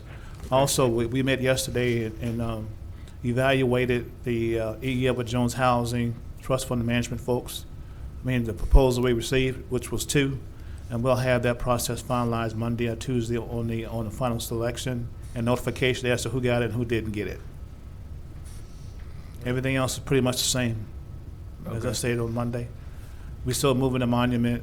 You know, we have people looking at that. Now we're waiting on the quotes, and we still have hope that our technical advisor would also be a third option for us. And of course, the issue is he's an out-of-state contractor. We'll probably have to partner with a Louisiana business to make that work. But he's been advising us, particularly on the price as well, when things were overpriced. I think he's been giving us advice saying so to that effect. So the goal is still to get it done within your budget parameters, and if things change, I'll come back to you and let you know. Okay. But the mission has not changed in terms of getting the job done. Okay. You got some commissioners that want to ask you something. Okay. Commissioner Burrell. Yeah, Dr. Wilson, again, I guess I caught a portion of what you were saying about the cattle rental program. Yeah. That has nothing to do with the state, the funding that we were supposed to be possibly getting for the state to continue yes. the rental program? Yes, sir. You know, we've pretty much ran out of money that we were directly allocated from the Treasury. Yeah. Which was about $10.3 million. And we have completely given that out to citizens who need that assistance. And the state held back some money. And so we were in communication with the state this past Monday, last Monday, about getting us that money expeditiously. And I think we are close to having a contractual agreement that the state would be able to move forward and give us the money. But the problem was the state told us that by state statute they could not advance us any money out of the $14 million that they were allocated from the Treasury, which I find to be a little bit odd because it wasn't state money, it was Treasury money. But they could not deviate from the statute, and we want them to give us an allotment, small tranches of money to allow us to continue the program expeditiously as we can. And then they required to test sample our products of the works we had already done, and we have submitted the data for that as well. So things are moving forward, and we told the State Department of Community Development how urgently we need to have that assistance, because now we are getting a backup in our waiting list. Before we were doing we didn't have a backup at one point. but now we average about 35 applications per day of assistance requests. And so we want to get back and make sure the $14 million that are all allocated for the parish of Caddo is spent in the parish of Caddo. That's the goal. Well, again, I guess my concern, I have a second person who called who said that they had their all their information in and it was under review a month ago. And they're only finding out now that a month later that we are out of money. So I said that would only happen if they hadn't given us the documents when we pull their name, because we went through and cleared all the backlog weeks ago, and a couple of weeks ago at least. And it's incumbent on the applicant to provide the rest of the source data so we can complete the evaluation process and then to determine the eligibility qualification and then make the payment. So we have not been behind on 30 days. Am I speaking out of turn? All I know is I have two that said within one of them said a month, the other said 3 weeks. No, sir, we beg to differ on that, but we're not calling anybody out on it. But if you have a name, we can investigate that and give you the facts of what actually happened. Okay, thank you. Commissioner Talaferro. Thank you, Mr. President. As many of you may know, the Webster Parish lost a deputy about a week ago. The radio call that law enforcement officers dread to hear come over the police radio are officer down, shots fired, or officer needs assistance. Immediately your heart races and adrenaline skyrockets as you attempt to process just what happened and plan your route to get to that officer as safely and quickly as possible to render aid. If you hear this call and you wear a badge, you're responding no matter what the distance between you and that officer calling for help. It's what we do. On July 9th, while working to protect the citizens of Doyline, Deputy Billy Collins was the subject of such a call, and the result was the forfeiture of his life. I and other members of law enforcement agencies, together with friends and family, paid our respects and said goodbye for now to our brother in blue. I attended not just a funeral, but an officer's funeral, a warrior for peace, a man who dedicated his life to the service and protection of others, and took his last breath protecting those he didn't even know. But that's what cops do. That's what Billy did. They rushed to the aid of the helpless, placed themselves between the forces of good and evil, hoping to be victorious. For Deputy Collins and those who went before him, and all those who stood in the battle in the trenches of evil, it's time we stood, really stood, alongside our cops. If we say we have your back, we have to honestly mean it. We as a nation need to understand and appreciate the role of a peace officer and all first responders. It doesn't take a hero to order men into battle. It takes a hero to be one of those men who goes into battle. We have many heroes, like Deputy Collins, who have done the battle on our behalf.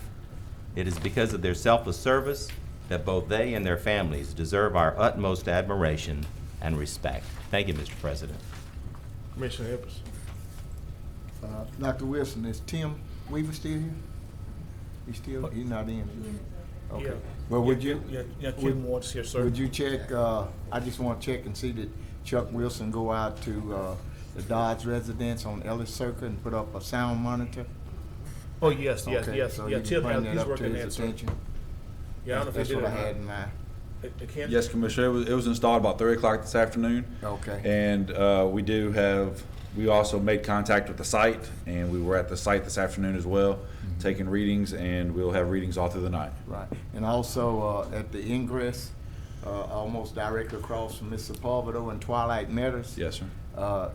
They got a little bitty sign that's covered by the big water line that's coming in, probably about 50 or 60 feet off of the highway where you can't even see it. And also Wednesday night, I called the emergency number with the sounds, and I have yet to hear anything from them. From the company? Right, okay. Okay, thank you. Yes, sir. And that's all I have for him.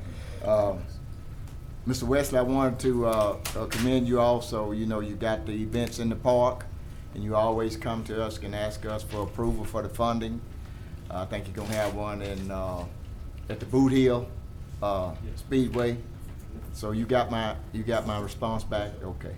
And I also appreciate the support with the Balloon Glow and Greenwood also. Also, the Pleasant Hill Baptist Church, 4670 Lakeshore Drive, will be doing a vaccination clinic in conjunction with LSU Health and Science Center on Sunday, August the 15th, from 11:30 a.m. until 3 o'clock p.m. They will have the Pfizer vaccine as well as J&J. So there will be, if an individual would prefer one of those two, they will be available. Bring your driver's license, insurance card. If you don't have that, you don't have to do that. Any child that's 12 years and under will have to be with a parent or guardian. If not, they can go online and pre-register for the shot. So we ask everyone that would like to come out and participate in that. Also, Lieutenant Colonel Ebony C. Carter, the Programs and Family Director of the Louisiana National Guard headquarters in Baton Rouge, contacted me the other day. We're getting ready for the first quarter yellow ribbon, where they're going to return from deployment, and they are looking, they want to hold a yellow ribbon job fair in Shreveport. So I'm helping them to contact some employers, and I've already contacted Ms. McGee, Yeah, sure. and they are We'll willing to respond to you on that. participate, and got her in contact. And I also asked that if you'd ask Ms. Jameson, Valerie Jameson in purchasing, to contact me with some employees up, say the casinos, whoever she think may be, prevalent, where we can get that to Lieutenant Colonel Carter, and they can get that job fair set up here for those troops that's returning home the first quarter of 2022. Okay, that's all I have. Thank you. Commissioner Carter. Thank you, Mr. President. I want to first start by thanking Commissioner Epperson for his proclamation resolution for Harry Thomas. Harry had done some excellent work in this community as a journalist, and I'm very appreciative that you recognized him. So thank you, Commissioner Epperson. Second thing I want to just address this to the president. The ordinance that we have that's going to live for 2 weeks. There's some significant interest in the urban gardening stuff. So I want you to consider maybe we can take that to committee and see how we could possibly expand. I don't know what's your plan to how you're going to reach all the people and what neighborhoods they're going to be in, but there's some significant interest in that. So maybe we need to take it to long range or some committee so we can have some discussion about how we get the best bang for the buck.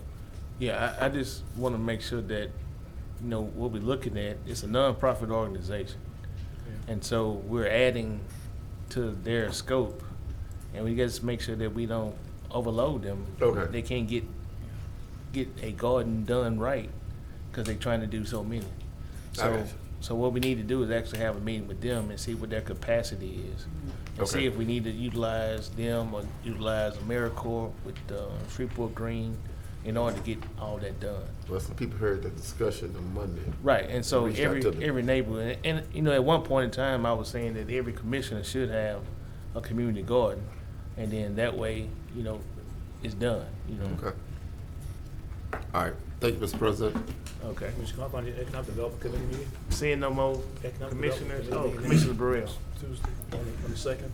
Thank you, Mr. Chairman. Economic Development Committee meeting. I too want to, Second, yeah. I'm gonna announce it. I too want to reiterate something that Commissioner Epperson did today. And Harry Thomas has been a longtime friend of mine. We go way back, dealing with a lot of policing issues early on, and gang violence issues that he wrote about and really brought to the forefront. Where during that time, I think it's during the time of Chief Gruber, that's been years ago, when they denied that we had a gang problem, and he brought it out that we did have a gang problem here during that time. So I was in that group back there almost 20 years ago when Harry was writing about this. Another thing that I wanted to comment on, since I resigned from the ICE Institute about a year ago due to ethics issues, I don't feel intimidated anymore that I can talk about the ICE Institute and our Biz Camp program where we teach entrepreneurship to youth, which is one of the only entrepreneurship programs in the whole area. And the commission has supported us, I believe, the last few years with that program. We are in the middle of it right now. We had our marketplace today. We have our graduation tomorrow. And we had the opportunity this year to have some other commissioners to come out and judge our kids. Commissioner Chavez, I believe you've been a judge for our kids, and this year we had several of others of our commissioners who came out to Northwestern and judge our kid. Even our vice president got a chance to come out this year. I didn't judge anybody. Yeah, right. Yeah. Still working on our president, though, and some others. The third thing I want to mention on the communiques is our appreciation for the support of the Caddo Commission for the first time that supported our sickle cell softball tournament. I don't know how you got around it all those years. We've been there 42 years, and maybe you have, but not during my 20-some years that I've been chairman. Yes, sir. So maybe in some aspect you may have, but this was the first year I know that you all have helped sponsor the tournament, and we had about a 70 team despite the COVID scare that we had, with players coming here as far away as New Mexico. We have had those to come. We have teams that used to come down from Chicago and Florida. This is a big tournament, and people know the name and know Shreveport through our sickle cell softball tournament. So again, I appreciate the commission for their support. Thank you, Mr. Chair. Next item. Next item is going to be, and I'm sorry, just real briefly, there were a couple of committee meetings scheduled that I wanted to just mention real quickly tomorrow. There's a pandemic task force committee meeting at 11 a.m. that's going to be held via Zoom. And then Monday, there is an American Rescue Plan Committee meeting at noon. And it looks like August 2nd, I believe, tentatively, we have 11:30 for an Economic Development Committee meeting. I know there are several others that are in the works for being finalized, but those are at least a few I wanted to mention. If there are any others. Well, I have a question about the pandemic meeting Friday. Did anything change? Did the governor make any changes today? Well, he's supposed to announce the change tomorrow morning. I was on a GOSEF call today with the governor. Okay. And he's going to put out another statement tomorrow morning. He didn't want to do it today.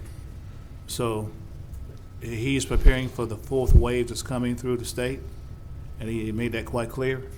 So I can't anticipate what will be said, but I think he's going to say something tomorrow that may cause some action. Okay, so that action will make us go back to Zoom? Could be. I would be speculating at this point, but he's going to take some action to mitigate the fourth wave that apparently is coming. Because, I mean, we had like 2,300 reported incidents today, 5,388 yesterday, and we up to over 15 deaths. So as you got something have to be done about it to kind of stem the tide. Okay, so the current executive order ends today or tomorrow? Pardon me, sir? The current executive order ends today or tomorrow? Well, I'm not sure you know the I believe it's today at midnight, unless something new comes into play. Okay. So that meeting is pretty much gonna be by ear until, or can we even have a meeting tomorrow on Friday? If the executive order stops at midnight and he hasn't announced any new plan? This is a question. In order to meet virtually, the statute requires that a gubernatorial emergency be in place. Okay. So is it currently in place? Until midnight? It's in place until midnight unless they put something up today that I haven't seen yet. But we would have to since it would be 24 hours in advance, we would have to send out today that we're gonna meet tomorrow, even though it might. Right, but what I'm saying is, if he doesn't do another executive order, then the meeting would have to be in person instead of virtual. Pretty much. Because you don't have an executive order in place. Right. But I'm not sure, I'm not sure what time he's speaking tomorrow either. Whether he's going to extend that executive order, don't know, because he didn't reveal that today. I mean, if one is in place before the time of the meeting, then there's not an issue. And what now? If there's a gubernatorial emergency order in place by the time of the meeting, then there's not an issue. Okay, what time is the meeting? 3 o'clock, I believe. No. I'm sorry? No, 11. 11 I a.m. thought they were limiting it 11 a.m. yes, 11. Yeah, so that's what I'm saying. If you got 11 a.m. and he doesn't do an update until, say, noon or 1 o'clock, that meeting can't happen via Zoom. So we plan on being in chambers. Yeah. It's a situation. I'm just saying that's a situation we got, and I'm trying to bring it up today so we'll be prepared for it tomorrow. Yeah. Okay. Here's Well- something, actually, it looks like it's been extended. I'm on his website. And it's, extension of emergency provisions dated today's date. And, effective from Wednesday, July 21st to Wednesday, August 11th. So there is an order in place. Okay. And you gonna kind of go through it and give us something tomorrow and make sure that we can have Zoom meetings? The statute The same statute? specifies that you can have it as long as the gubernatorial order is in place. And we There on would be 5%? a health hazard or something like that, health and safety to the public, and as long as the agenda items meet those requirements that are on the agenda. Okay. And we reviewed it as well, because those items are so closely related to pandemic response and COVID-19 response, it seems like it does meet those requirements. Okay. I just wanna make sure that we stay in tune of what we're gonna be in. Okay. Next item. The next item that we have is going to be President's Report. I had one thing left for the communication. Okay. Go ahead, do yours, then I'm doing Okay.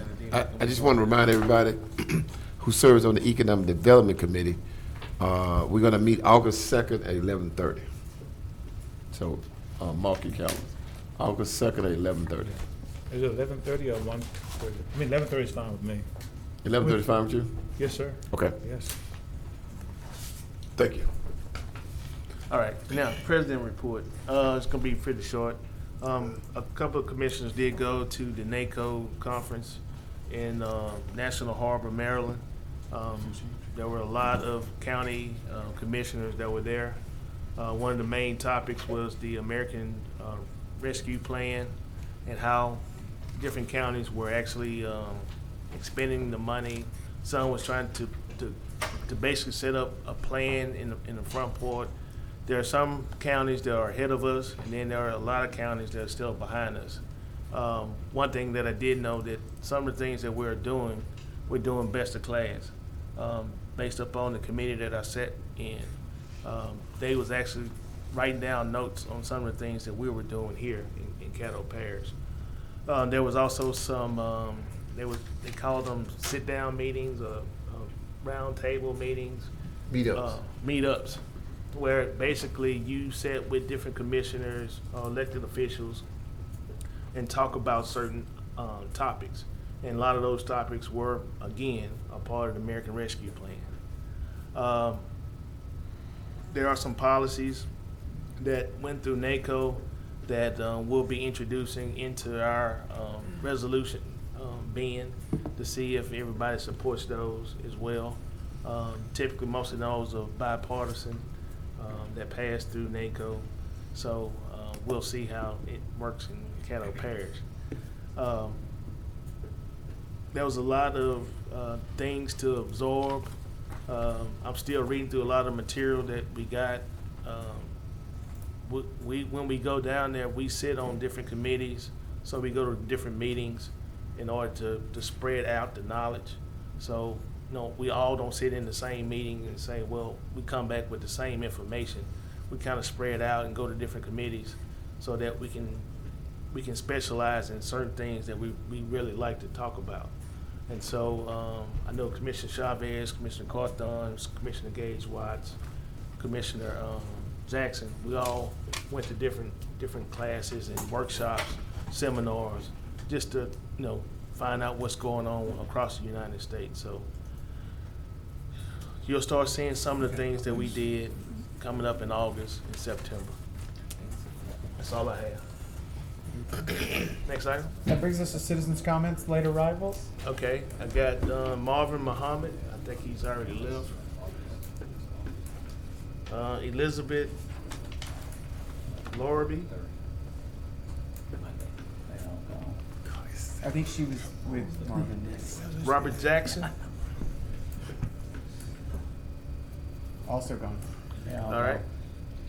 Next item. Move to adjourn. Second. People gotta go to bed.